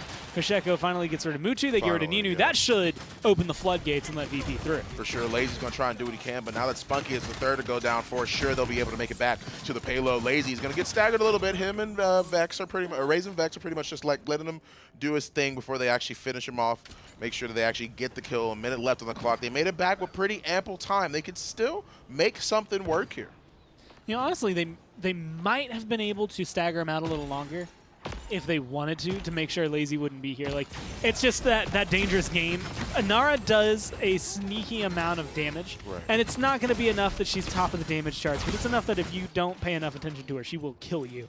And so if you're a Leon, a Cassie, an Eevee, a Genos, if you're 80% here of Virtus.Pro's team, then you're going to have some trouble it doesn't seem like you're going to have to evade Lazy for that trouble, though, because Mutu's going to give it to you in the form of headshots anyway. Right, yeah, exactly. I was like, my heart was like stopping because I didn't know if he would actually be able to pick up the kill on the Visheko. Flash out immediately, uses the flashbang, trying to keep their sights a little bit more damper. But Mutu, man, was able to rotate at the right time, get the kill on Visheko, but not before the Void Grip went through. And now that they have 3 individuals on Navi's side down with Inara just respawning, they do make it back in time, but Lazy, and they're going to have to try and find something. Spunky's up there trying to keep him alive, trying to heal. Nice wall, though, to stall for a little bit longer. I mean, a couple of good shots here from Spunky could keep things even for him. Good shots from Mutu even at the end, but not the pressure they needed. Yeah. Because they're just... And it's not a, oh, no one, like, we lapsed and didn't pay attention to the objective. It was just the right kills at the right time for Virtus.Pro, being able to convert that one to a 3-1. Yeah, I mean, really, if anything, you have to really find a way to look out for Mutu. Be very cautious of the Strix. You saw when Arrays and Visheko were coming around that corner during the very last push. They were hiding behind the rock a little bit. They didn't want to peek immediately because they knew that Mutu was pretty much holding, watching that angle, doesn't have to put himself in a bad spot. So they have to be careful about how they approach this situation. If they can get a kill on him and Ninu, though, like they did before to get things started, that will be a blessing in disguise for VP. Yeah, honestly. Get Ninu, get Mutu. One of the two is going to be your best bet at the very beginning. And this is the weird thing. Like, Mutu has been playing just well enough. Vex can't, through time and space, to find him because of movement like that. He's just in a good spot to make sure he's not going to get fully connected on. Very unfortunate for him. Dome Shield does get dropped down. Mutu's trying to find a few kills or at least some damage, big-time damage. But Neo before the Princess. Immediately, he gets the triple kill, potentially, not necessarily the quadra, because Mutu tries to go on a touch. He doesn't manage to net it. But Arrays with the triple kill is going to be enough to not only put VP in the driver's seat, but it's going to get a very aggressive zone as the point is steadily building in percent. And this is the comfort that I was missing from the Victor for Arrays. Leon is just second nature for him, but Ninu's going to be getting aggressive, going to cause some trouble for Spunky, but that Void Grip and the rest of the crew are going to be able to collapse on him and make that a different story. Yeah, that much is for sure, but the presence from Arrays is going to be a wild headshot. There it is, but no one was able to actually touch. That's the craziest part about all that, is that they really had such an aggressive zone going that Navi couldn't even find the opportunity to push in to try and cap something. It's good headshots, good overpower, good control from Navi, but about 50 feet too far away from the objective to make a difference, right? It's if all of that is happening on the stairs of the objective, then right afterward someone gets a touch. It's overtime. They at least can still cause some more trouble. But the barricade goes up. Leon, Eevee, Barrick are all still perfectly healthy and fine behind it and on the objective, and at the end of the day, that's all the control you need. Yeah, I mean, they pushed out as many ultimates as they very possibly could. They weren't able to actually net the point or do what they needed to make sure they could try and cap it, or at least cause an overtime touch. But now that VP is currently up 2-1, we'll see you guys right after this break.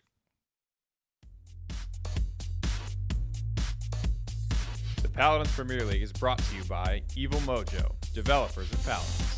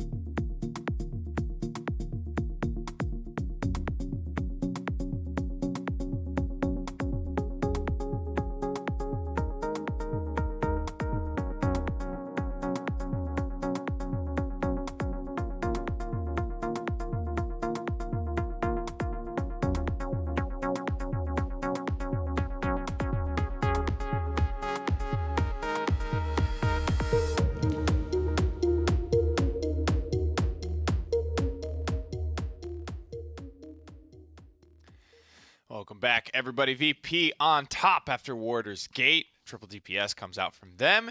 And frankly, a most impressive performance from their off-tank, who is the one flexing off of that frontliner roll onto the DPS. Yeah, I think that was definitely a better performance than his Andy flex last time they did triple DPS.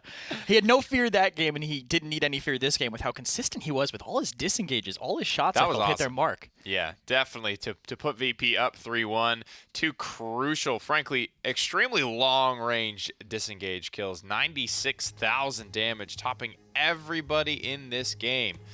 Congratulations to K Cruncy. Definitely looking like a viable route for Virtus.Pro in the future if they can get performances like this. Do you think that this was, just an overwhelmingly great draft for Virtus.Pro into what Navi had, or are you sold on the Strix? I still have a lot of questions for this draft on this map. I think the Strix performed pretty well. I just think that the triple DPS ability to surround on this map was really good. Fishigo, his stats were okay, but I think his positioning and rotation was really good and opened up a lot of space for Cruncy and Arrays. But again, Cruncy, he really was just finding what he needed for the team, flexing from that off tank to that third DPS, hitting every shot that he needed to. Big Game was very, very consistent at farming this Inara and this Khan. He just was firing on all cylinders. Absolutely. A couple of crack shots home. Slightly earlier in this round was when we saw those 2 cross-map disengage kills, knocking off Spunky as well as Lazy later on. Great stuff from him all around. It's such a crucial role for him to fill. Disengage it's so hit or miss. It's probably the hardest thing in Cassie's kit to connect with. Yeah. And it's all or nothing with Big Game. So if you do not hit it, it's one of your longer cooldowns, and you are really, really missing out. Okay, Cruncy absolutely connecting there.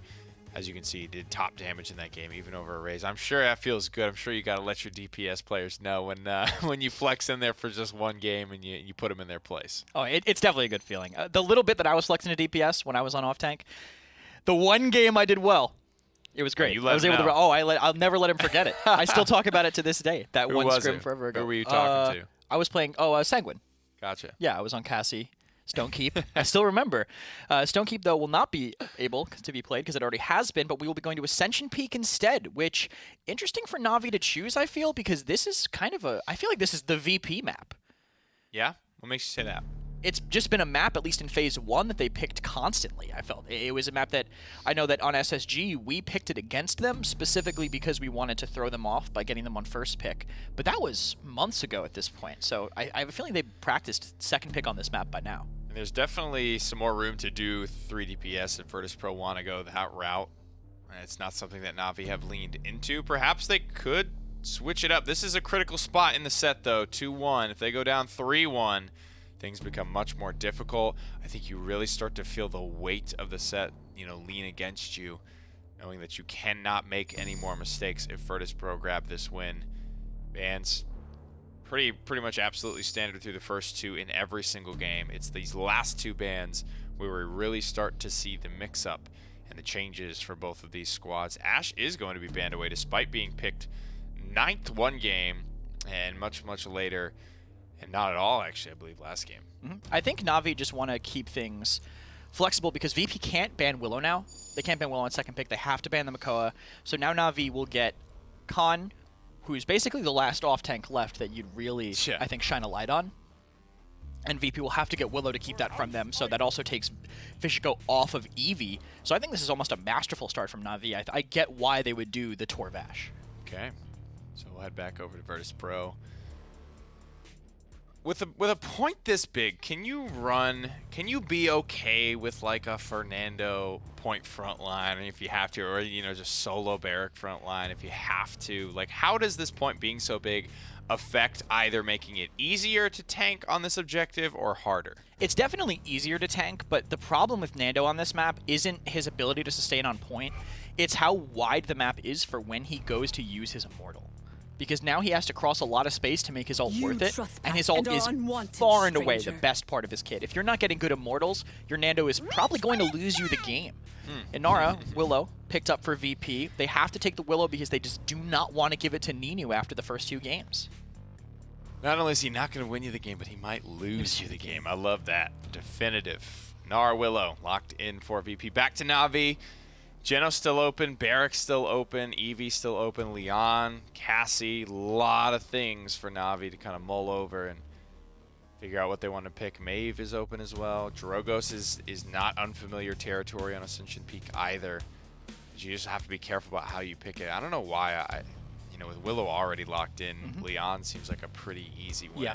I was going to say the same thing, that they could grab the Leon potentially with the Fury here and then just end with a Drogoz, because now they're probably going to have to go Willow Cassie or Willow Maeve, which is okay into Drogoz, but not phenomenal into it. Well, Furia is at least being hovered. I don't know if it's just because it's VP today, and we know Vex really enjoys Furia and will play a lot of that, and it's a nice takeaway from Na'Vi. Not only a takeaway, but Spunky can play it. Maeve. Welcome to the mean streets, That's kitten. where they will head instead, leaving Leon open. Purify. A good counterflank option for VP, not only to deal with this Maeve, but to keep their Willow a little bit safer and potentially deter a Drogoz in the future. Leaves me wondering why Maeve. I guess I think prep? they just don't want to give VP Maeve Willow, because Raze could still play Willow. Maeve is kind of could play Maeve. It's a character that can go either way. Your direct damage or your flex damage can play it, so they're taking it maybe to limit flexibility, but I still think I wouldn't want to give them Leon Willow. VP, though, they have been leaving their last DPS pick up last almost every time. So it could just be a gamble by Na'Vi saying, well, we want Maeve, we might want Leon, we're going to give you that flex pick because we don't expect you. We expect you to want to react to us, which they've been doing so far all set. Is Maeve in the pool for a raise, you think? I think so. It should be, just because it's so much deeper. It needs to be. It needs to be at this stage. Maeve is a staple. Good for her. She hasn't had overly long periods where she's been in the meta. Even despite her damage reduction nerfs long ago, she kind of found her way back in. The release patch was I think that was right when I started playing. I don't think I've ever played a character more unreleased than Maeve.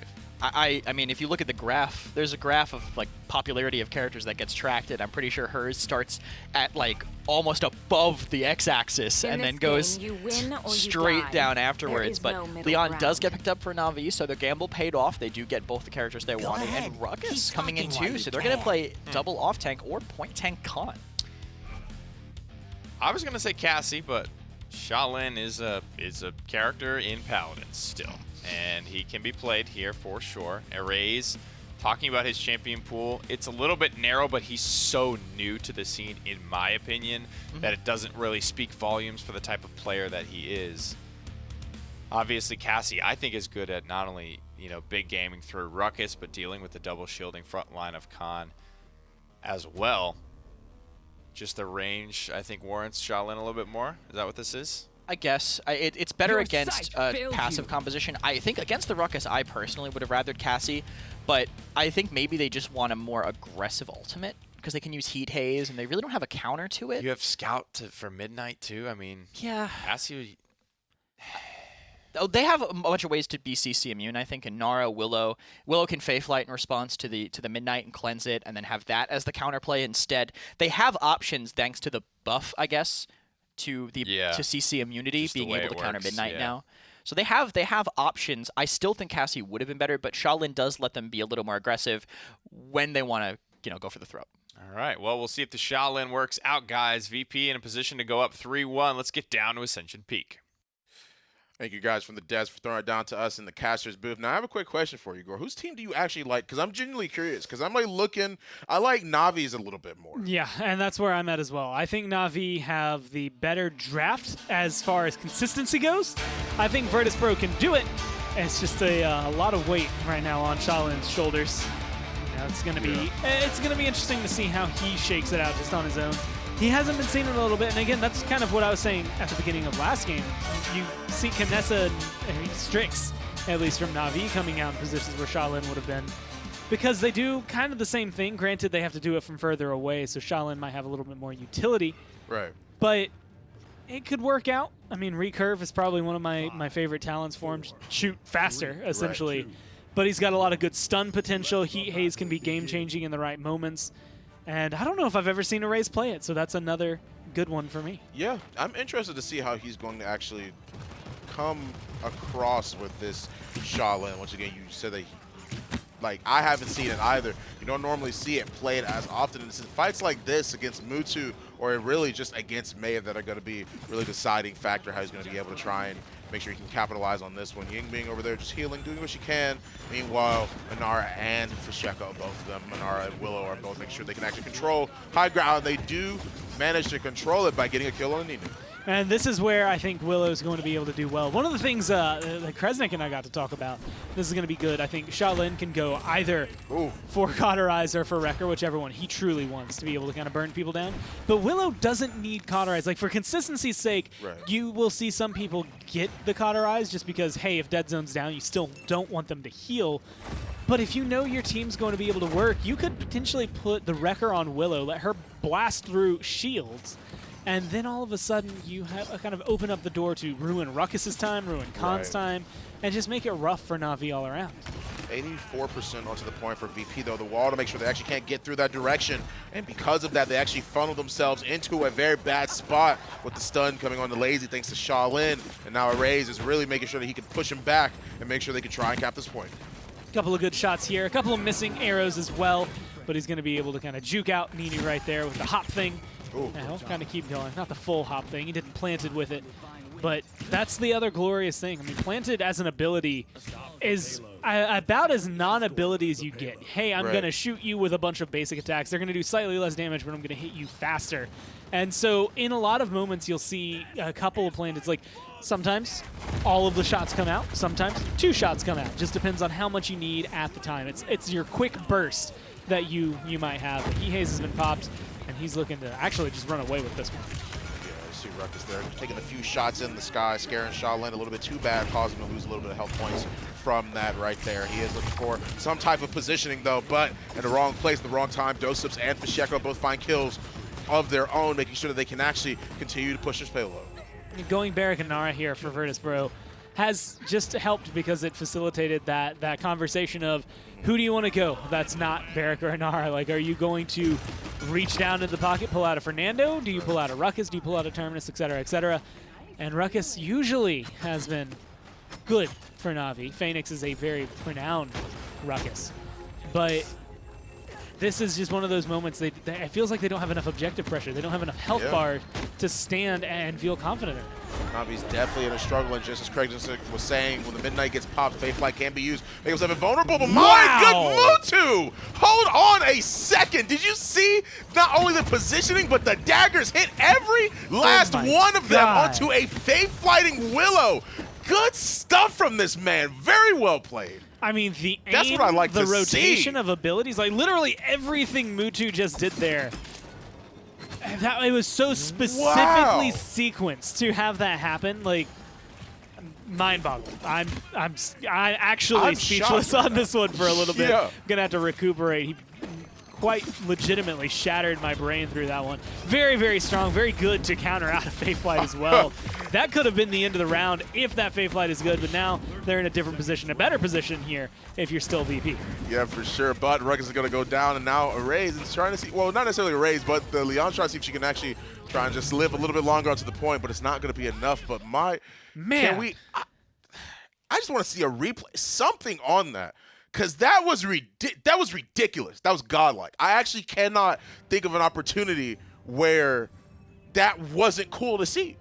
Because that is extremely difficult to hit all, not just a couple, but all of your daggers, all of them, literally all of them, onto a Faith Flighting Willow and keeping position with her to make sure you can get the pick and try and do something for your team. I mean, I'm just going to throw it out there. It's the most unfortunate thing for this to be a 2-0 for Virtus.Pro. Right, exactly. Only because I want to talk more about Mutu doing that. But it's I have to ignore him for a little bit. That was a really awesome trade, really good at dealing with Faith Flight.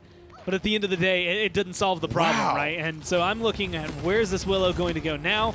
Obviously, you're going to be able to counter out this, but there's a Hexafire going to be popped trying to get some control, but it canceled out early. I mean, it doesn't garnish anything.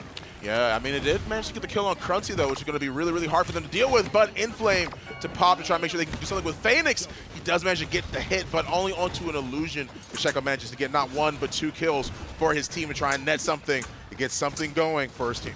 A couple of good shots.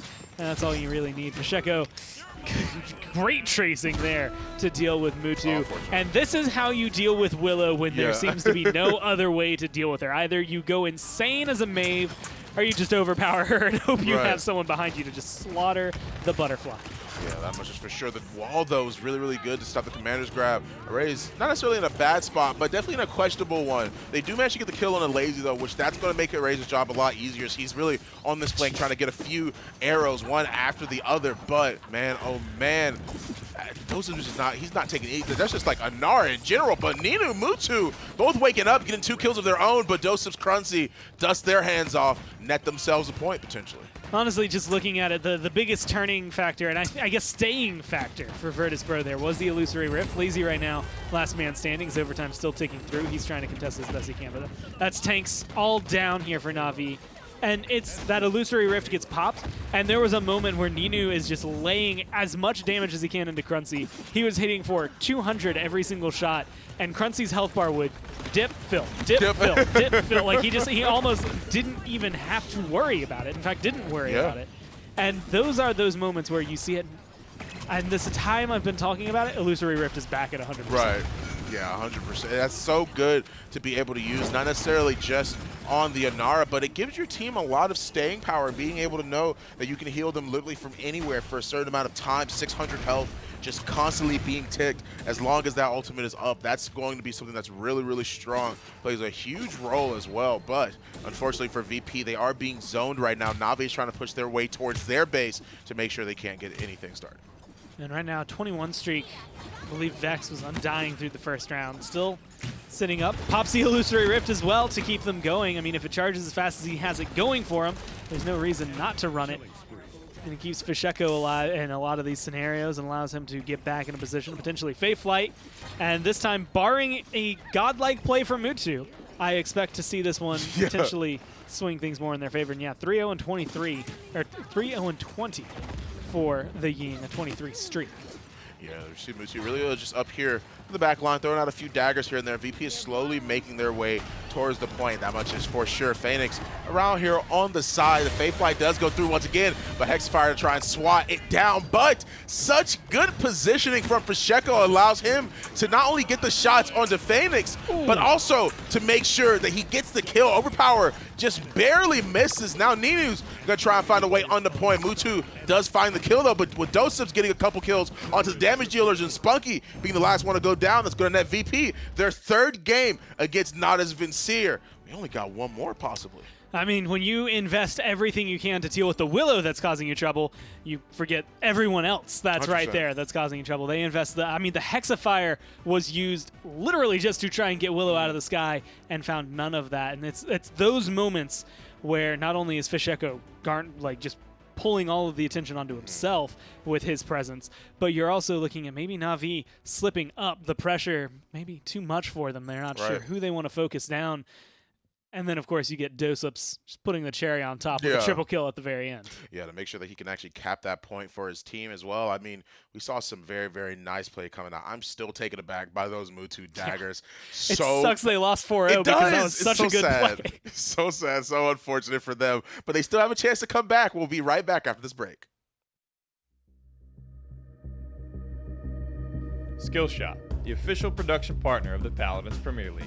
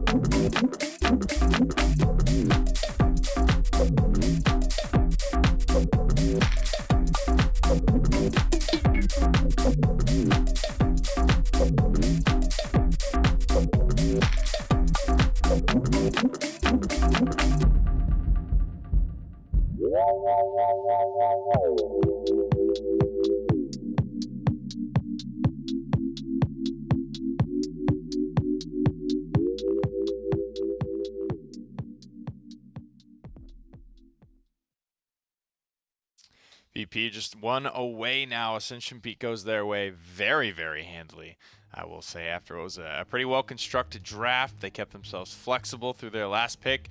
I don't think that last pick overly won them the game or anything. I think, your kind of thoughts was that this is just a very good map for them. Is that what we saw? Yeah, Na'Vi definitely, I think, made a mistake taking them to Ascension.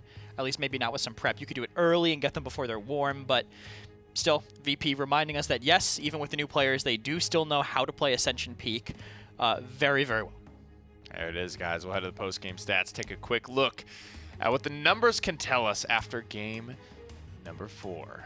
Lazy, Mutu, Spunky, Phoenix, Nino could not put it together here. Pretty low damage numbers. I mean, Spunky out-damaging Lazy in that instance, nearly out-damaging Mutu as well. Tough stuff. Arrays, 49k, pretty good on the Shaolin. The top damage, 12-1 on the Barrack. Josephs is having himself a day. He's really just in a different player almost, I would say, from before. I mean, he was always a very solid tank, but he really feels like just dominant in these games almost. There really wasn't much contention against him in this game either. I mean, Khan Ruckus, he's just alone free-firing on the point. They don't want to focus him. They want to focus the DPSs. They focused to Raze. He took quite a few deaths, but yeah, Doe just got all the cleanup from that. Sometimes that happens. Early on in the draft, Fishenko's Willow was picked. Paid off pretty well for him as well. One of the better dueling characters at the moment. Look at that. Cracks home a nice 800 damage shot to shut down. Not one, but two. And he gets the juke on the enlightenment. That's hard to do, man. That is not a very hard ultimate to hit.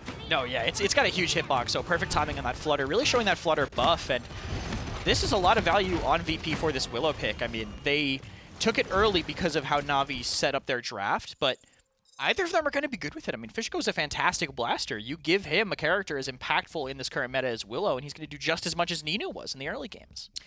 Yeah, and when you really stop to think about Drogos and Bomb King and Eevee, and then you throw Willow in there, Willow is far and away, in my opinion, the easiest of those characters. All he has to do is kind of aim his shots, position well. That's pretty much it. Blast Flower, that meta now is very, very simple for Willow. Nightshade at least was a little bit different, where you had to play around a cooldown. Make sure you had your burst combination up to get in there and get your big damage off. But Fishy just gets it done nonetheless. A great performance from Virtus.Pro, now putting themselves up 3-1. One map separates them from victory over Na'Vi. And what we are starting to kind of feel is the most dominant team in the PPL. If VP finished this off here 4-1 against Na'Vi, man, I don't know how you could feel any other way. I don't know if I have too much confidence in Na'Vi down going to Fish Market.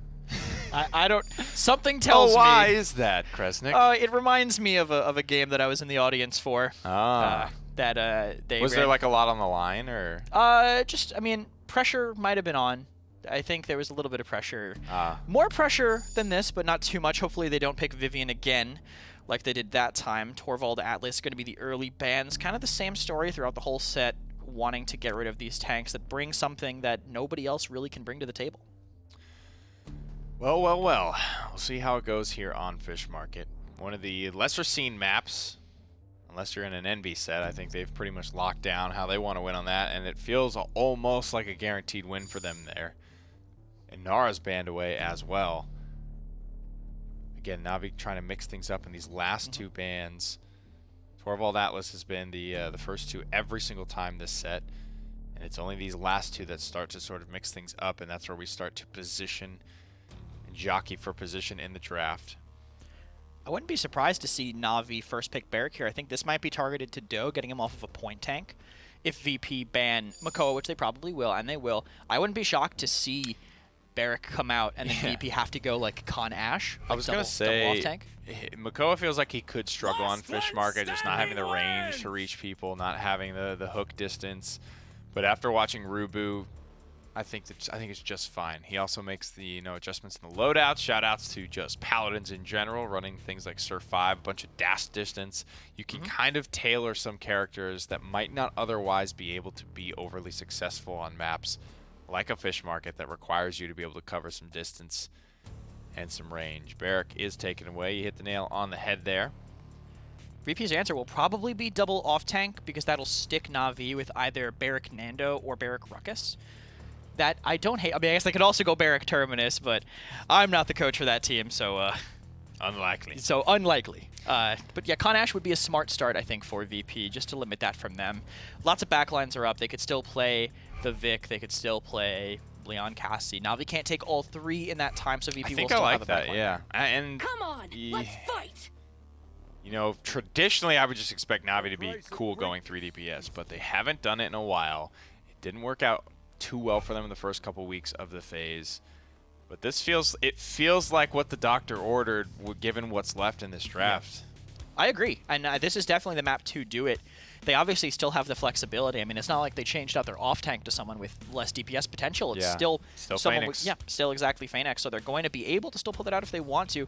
Barrack is a great start to it too. I personally think he's the best triple DPS point tank to have, just because he's also outputting damage and he has self-sustain, so your healer can focus on the other sides. And Dome Shields. And Dome Shield. Dome Shield is like, it's just the perfect cherry on top to all the things that you just said. Because you still have the ability to point front line when you absolutely need to, you know what I mean? To just get in there and say, this is mine for 6 seconds. Good luck, everybody else. Like, boys, you got to get this done in the next 6 seconds or I'm screwed. Especially on Fish, because you're like, well, here we go.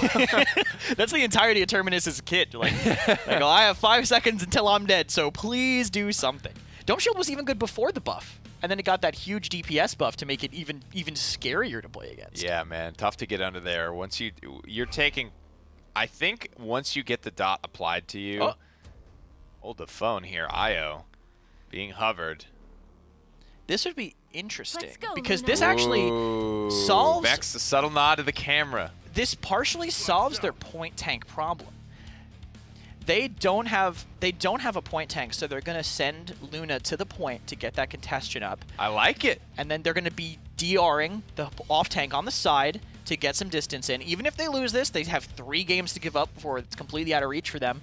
So I do like it. And they get Strix, who, I mean, struggled against double flank, but was able to take so long to die that the rest of VP were able to win their fight, at least yesterday. IO kind of counters out the Dome Shield as well with Be Gone. You can just completely, in an ideal world, you can push Barrack all the way off the map, off the docks, into the water. If Vex can be in that position to make that happen, he's dead. There's no out there. But it would be worth it. It would be sick.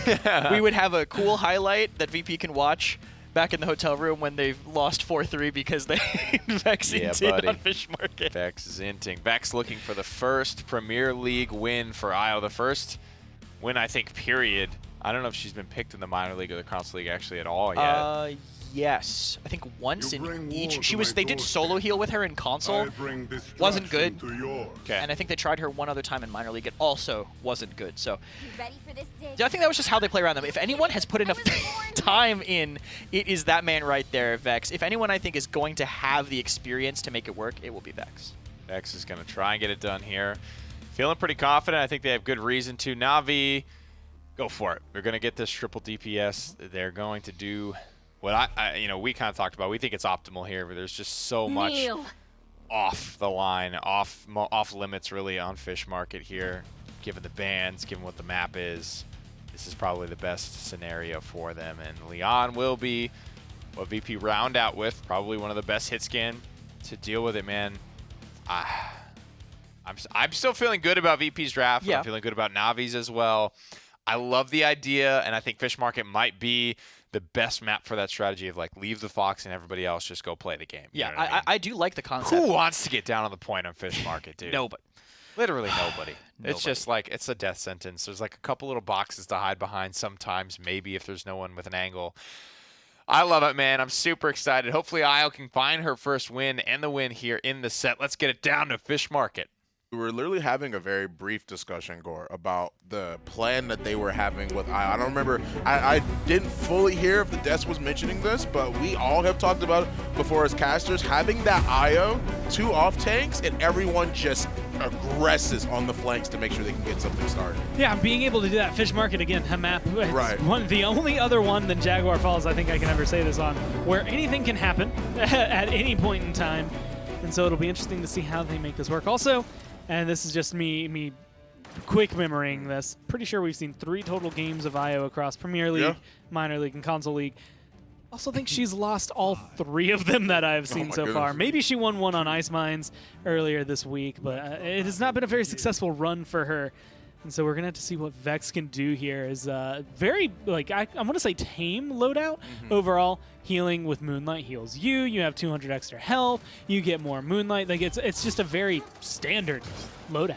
Right, exactly. She immediately puts Luna on the point, and just as I was saying, though, Erase is the first one to fall, unfortunately, but you already see her really moving into the back line, trying to pocket these guys, trying to pocket these off tanks, bringing Luna right next to her so she can heal her up, allow her to get her own out-of-combat healing. And pretty much what VP and Natus Vincere, Navi just did was that they pretty much just did like this dance. They all rotated around to the other side, to the opposing side. But Mutu, man, I've already seen him get like 3 kills already in the very beginning. He's doing so well, and now Vet's in a bad spot too because of the fact that one of them just went down. And it's definitely right now Mutu causing a lot more trouble for Navi than, well, Erase is causing for, or yeah, a lot more trouble for Virtus.Pro, sorry, than Erase is causing for Navi here.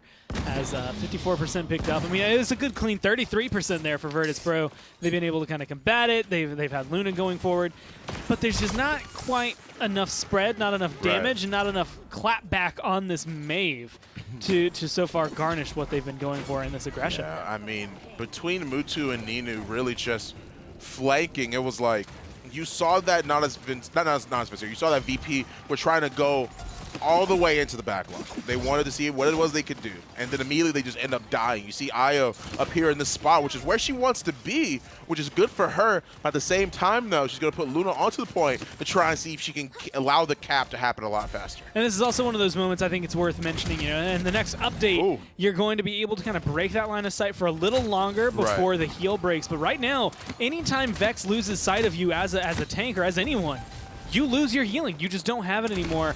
And you can see him there kind of keeping track of where Luna is going to be. She's going to be very important in keeping things going. This Fox is essential.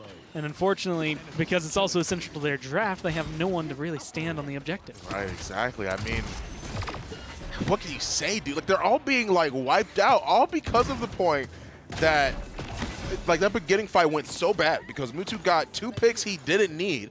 And then they really just steamrolled him after that. You see Ninu blinking in, blinking out, getting these shots off. But, I mean, VP's looking for a chance at life here at this point. Yeah, I mean, this is one of the maps. Like, Navi, they have a lot of things going for them right now. One is that even though the most famous memory I have of Navi on this map is them losing to Envy, I think they have the draft for this map in this set. Like, I mean, triple DPS, this is what Fish Market loves. It's almost built for this. Barrack is what I would argue, hands down, the best frontline to have on this map with it. And you're fighting into something that, depending on how you want to argue it, is 4 DPS, technically, maybe 5 DPS if you want to split it that way, but like, you start splitting hairs. But you've got Mutu who's playing on fire. You've got a lot of good isolation. Like, it's moments like right now, these are the only times I've seen Virtus.Pro really have any semblance of control in return. Yeah, exactly. We already see them getting this really aggressive zone going on. Make sure they can get the kill on Ninu. They do find it, but Lazy getting one off the Sheko is going to mean a lot. Now that you have 2 off tanks just by themselves in a bad spot with Strix with very limited lines of sight here. Lazy with a triple kill is going to net his team a chance to get back to the payload. And at least push a little further forward. They do have Begone, though, and this is actually one of those best scenarios.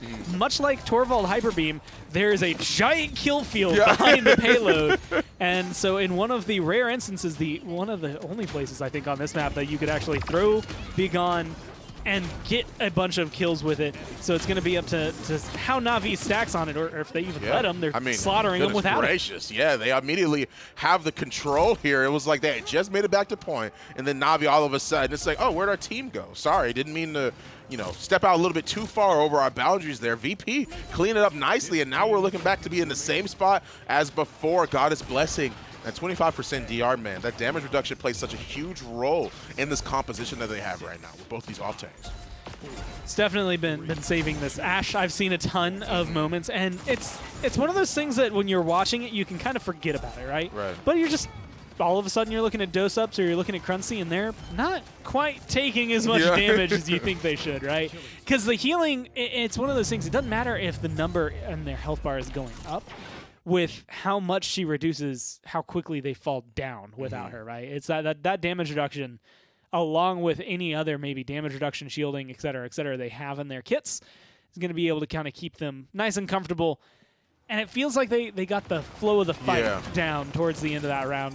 So I'm excited to see Virtus.Pro, but based on the way the fight went, I don't know if this IO was the true answer.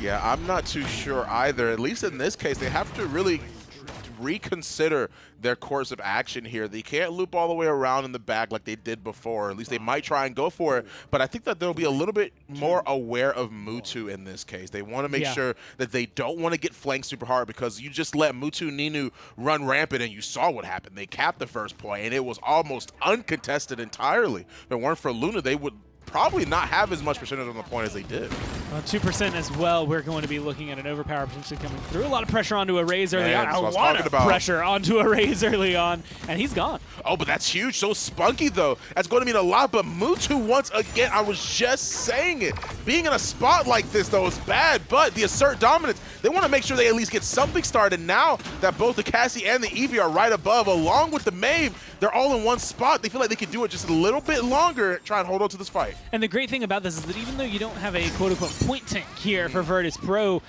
if you get rid of Lazy, if you get rid of this Barrack, yes, Luna's going to be perfect to just plop onto the objective and have her do the thing, but Cruncy, as well as this Ashe, can just plop down, plant themselves on the objective for as long as they need. They're still tanks at the end of the day, and so they're still going to be able to control it. But I think a lot of pressure right now on Mutu to make this Midnight into something. Daggers for sure to try and see if he can get anything started, but Arrays and Fasheko were ready this time. They didn't loop around this time. They stayed back, make sure that they actually could be aware of both Phoenix, of Ninu, of Mutu, make sure they didn't die in this case, and it definitely is working out for him as well. Luna went down, but she's already back up. I mean, being able to, not only get her out alive and in control, but again, another perfect example. Hey, Luna's not on the point. Okay, Cruncy, go stand on the point for like 5 seconds. We just got to figure this out. And then they grab that one, and Ninu with a good little clap back. Maybe a little bit too late here as it comes down. And even though Mutu started that fight off well for Na'Vi, it wasn't 100% of what they wanted. This is how they wanted things to go. Yeah, exactly how they wanted things to go. You see that Ninu already being able to pick up the kill onto Vex, allows Phoenix to clean up Dose-Ups as well. A few shots here and there, make sure they can try and go for a little bit of early dismounts, try to make sure they have a harder time trying to get back to the point. But Battle Shot to make himself a little bit immune. Nothing too crazy. Yeah, they're still trying to find their way in, and Ninu's definitely trying to get something started. I mean, a good ice block right there is going to be able to keep him alive and allow him to get aggressive. Good blink, but he's not finding the shots just yet. Vex does go down, but Ninu loses his life, kind of trades out his positioning for that. As Arrays is looking for whatever, anything and everything he can find in return. He at least gets rid of Lazy. But this is very resembling of the old fish market. Envy have this map on lock right now, but it used to be a map in my mind that was usually 4-3s. Right, exactly. Fasheko really just uses the slide to make sure he can actually get out of that scenario. A few shots here and there from Dose-Ups. It's going to mean a lot too, but they are trying to slowly get back to the payload. It's pretty much back where it started at this point with how aggressive the zone was. Shoulder Bash trying to get in there. Arrays is being dove right now though. This is where the problem happens, is that they know that Arrays is a threat on Strix. And not just that, but Strix alone is a threat, detriment to their team, and they want to make sure they can get something started. But Fasheko, man, managing to get that double kill is going to mean a lot for Virtus.Pro. 40 seconds left. Payload moving around this corner, but I mean, Fish Market, it doesn't necessarily have, stereotypical chokeholds or choke points on the map to stall it. It's mostly around the corners, but it's because it's just such an awkward and arduous fight, right? Like, you go around 2 corners where it's very dangerous because there's like a lethal field behind you, a death field if you fall off the map, and it's just a lot of control for the defenders. But then you also have to fight, a literal uphill battle into a fishbowl to maybe try and turn this around against the defense.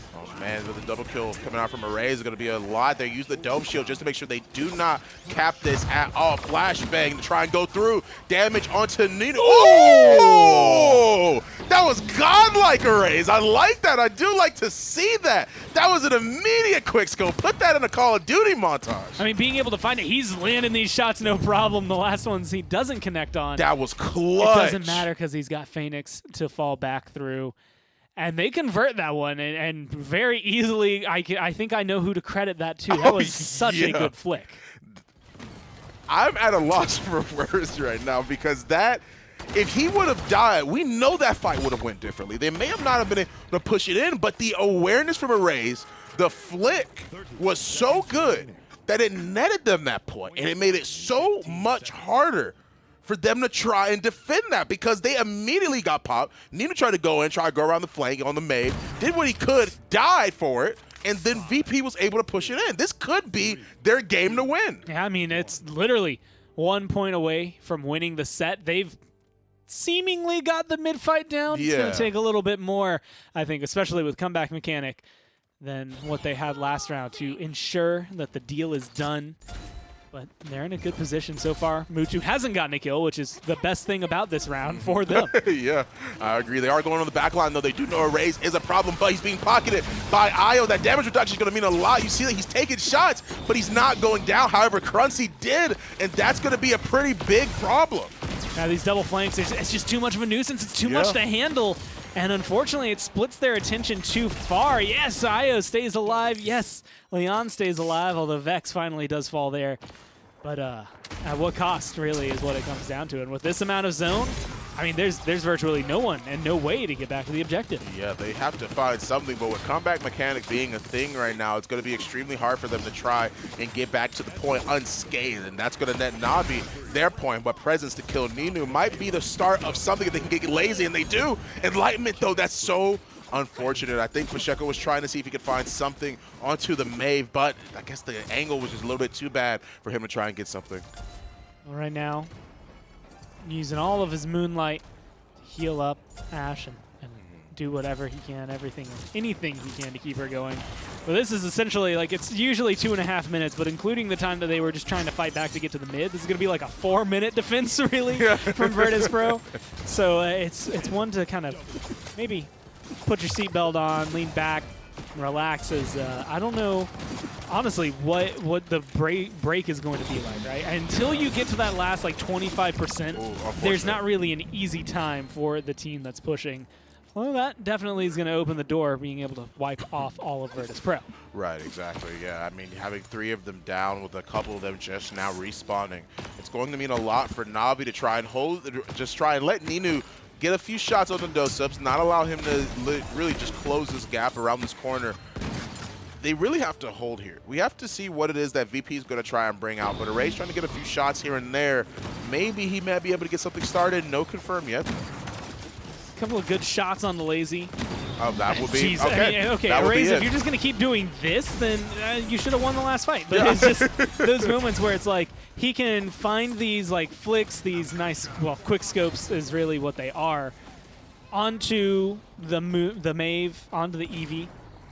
But it's just not happening in the moments of truth, right? I mean, that 18, 9, and 10 there for Mutu is the serious trouble. I mean, he's just finding so much control and so much on the back line at the beginning of every mid-fight that if they tie this up, I mean, Mutu might be the thing that seals the deal. Yeah, I mean, getting that kill on the dose-ups is going to mean a lot, too. If they end up tying it up, that's going to be a lot, too, because take a look at it from this perspective. 5 ultimates are all up. The rest of them are... That payload is that got so close. I thought they were actually about to be able to net that, but Ninu, with a few good shots on the Pacheco, he has to focus on somebody else, but they can't at this point. They won't be able to do what they need to, and they're just going to save the ultimate, save the assert dominance, and ladies and gentlemen, we have a match right now.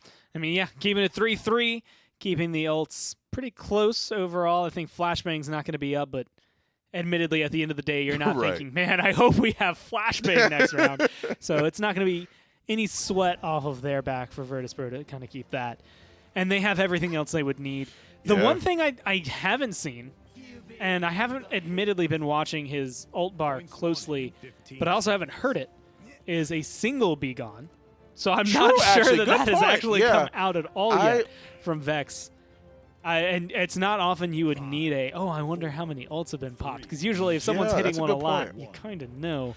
Yeah. But in this case, I feel like he's not done a single one. Yeah, I wonder what he's saving it for. If anything, there has to be a situation. That one clutch moment. Yeah, that you one never clutch. know. Yeah. Vex is gonna get like everybody in that ult and just make sure he wipes out all of Navi. But good overpower is a great way to start this off, holding him right there. They do get the kill on Lazy. Erase pops off. Make sure he can do that. He's actually taking a little bit more of a reserve stance at this point as well. Not through time and space, but the assert dominance is going to mean a lot to Fasheko with the double kill. And that kill from Lazy, or that kill onto Lazy, is probably the best. Lazy's been the one opening the door for Ninu to get back there and cause so much trouble. Without him, they know they're pretty primary targets, and they make him drop the dome shield so far away from the objective. Midnight comes out, Wait, but can they're they just actually trying get to in? fight and touch back. Wait, oh my goodness, wait, can they get, I don't think they can get in. I just realized that they're actually still back in the zone right now through time and space to get something started. Ninu actually just end up going down. Lazy, Mutu, the rest of them can't make it back. That slipped my mind completely. That I was like watching and I was like, wait a minute. I was like, they haven't made it past the base yet.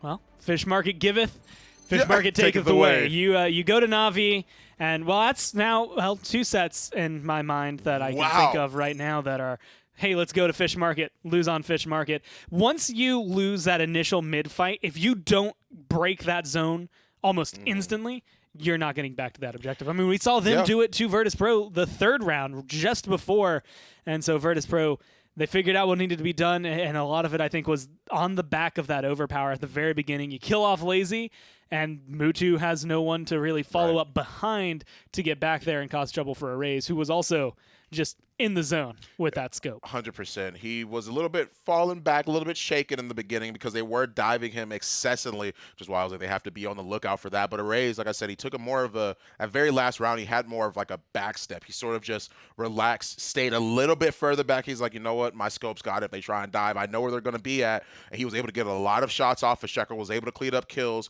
So it was Crunchy. A lot of them were able to do what they needed to. However, the game is over. VP, the second 4-1, not against Natus Vincere as well, not against Navi, but NIP too. So well done from them. They're looking really good. Desk, what do you guys think? Loving what I'm seeing from Virtus.Pro. Loving seeing the first IO win ever in competitive play. Very exciting moment. I think that game in particular is so awesome to watch because it's Fish Market and it lends itself to exactly what I think IO's strength is, the unique mechanic of the Fox capturing the point, and that was used heavily in this win from Virtus.Pro. Yeah, that 5-man zone, I think, at the end just made it so hard for them to break through. Even with double flank, when you have that many people covering every single angle, how do your flanks get around? Even if you want to go like through you can't even swim at that point. Yeah. Someone's going to be watching that, I'm sure. So many options covered for Virtus.Pro. Kind of decent damage, 35k, not bad from Vex. Big healing numbers as well. The damage reduction and the capture time. I don't think Luna's objective time is counted in. That could be something that we could request a change on though. I'd be very curious. I think that's actually pretty important for Luna. I think that's a huge part of what she brings to the table. Erase 17-9, Fish 19-11. Frankly, a pretty stellar performance from both of them. Frontlines, not quite the same story here. And that's honestly a little bit surprising given that they didn't have to do much point capturing. But that's all the same here. It is going to be a Virtus.Pro victory.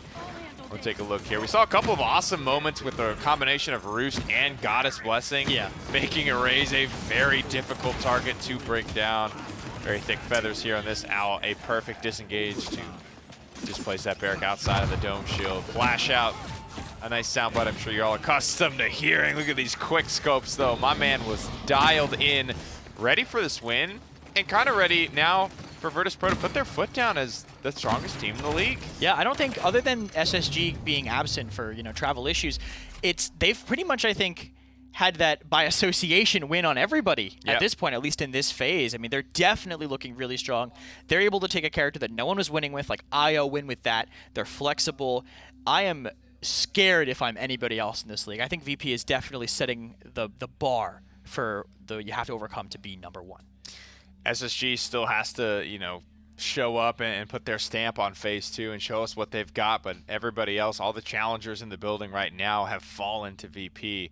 What an incredible turnaround for this team that, well, like we mentioned, was 6th place going into the MSI, barely making the cutoff for LAN, and now in just a couple of short weeks, big roster adjustments. They are just defeating everybody. We have an interview standing by with Fisheko and a raise to the fraggers, to the guys with those great slash lines from the final game. Let's hear their thoughts. Well, welcome back to the winner's seats, guys. It's not been too long since you've been sitting here, and I really want to know, like, there's a lot to dissect, especially from the last map. But really, the most important thing on my mind is what's it like to be the hottest team in Paladins right now? You've beat 1st, 2nd, and 3rd seed all in the last few weeks. I think it's the G Fuel. No, I think we're very happy, right, that we're doing good. One of the questions it is that I actually wanted to ask, I was genuinely curious about, is obviously everyone saw it. We saw the IO, the pick on the last map, which was Fish Market. And in that scenario, I'm genuinely curious about what was going through your guys' head. What made you decide to go IO on that map? Me and Crunchy played against the IO that beat us in casuals before the game on Fish Market. It was really annoying, so we tried it. Vex is just a mastermind on support. Like, he knows what to do, and he kind of called it. He really wanted to play it, and there we go. We got to see game. So Fish Market seems to be the map where dreams die. Like, when you go into it and, like, you have a unique draft, Na'Vi seem to kind of have things down pat, at least for the first couple of rounds. Like, that last round, you swept them. What changed from beginning to end? Like, how did you have to adapt to their strategy to make it look kind of easy at the end? Honestly, at the end there, like, I kept getting picked on the Strix because he would just walk on mount through middle, and they'd have the Cassiel to just see where we are. And at last round, I just stayed on mount and just waited for the barrack to come, and then, I don't know, we kind of just got the win. I don't know. Fish, you're pretty used to winning at this point in your career, but this first phase was pretty tough for you on Virtus.Pro. It's been a huge turnaround. You guys now look like the scariest team in the league, coming from 6th place going into the MSI. In your words and in your mind, what really changed about this team to get you guys from a position that you were in phase 1 to now being so dominant in phase 2? A lot, I guess, but mostly new players, obviously. Like, you can't deny that, but another thing is we're more aware of how we want to play, and, like, it was kind of obvious that on Stone Keep we didn't play our style.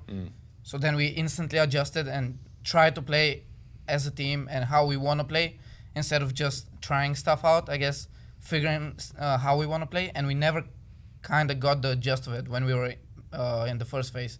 We never really knew what our style was, and so that's why it didn't work out. And now we actually know how we want to play the game. So. Gotcha. So the identity crisis solved for Virtus.Pro. They take down NIP, they take down Na'Vi, and now they're looking extra dominant. That's not it for today, guys, though. We have one more set. Kanga and NIP up next.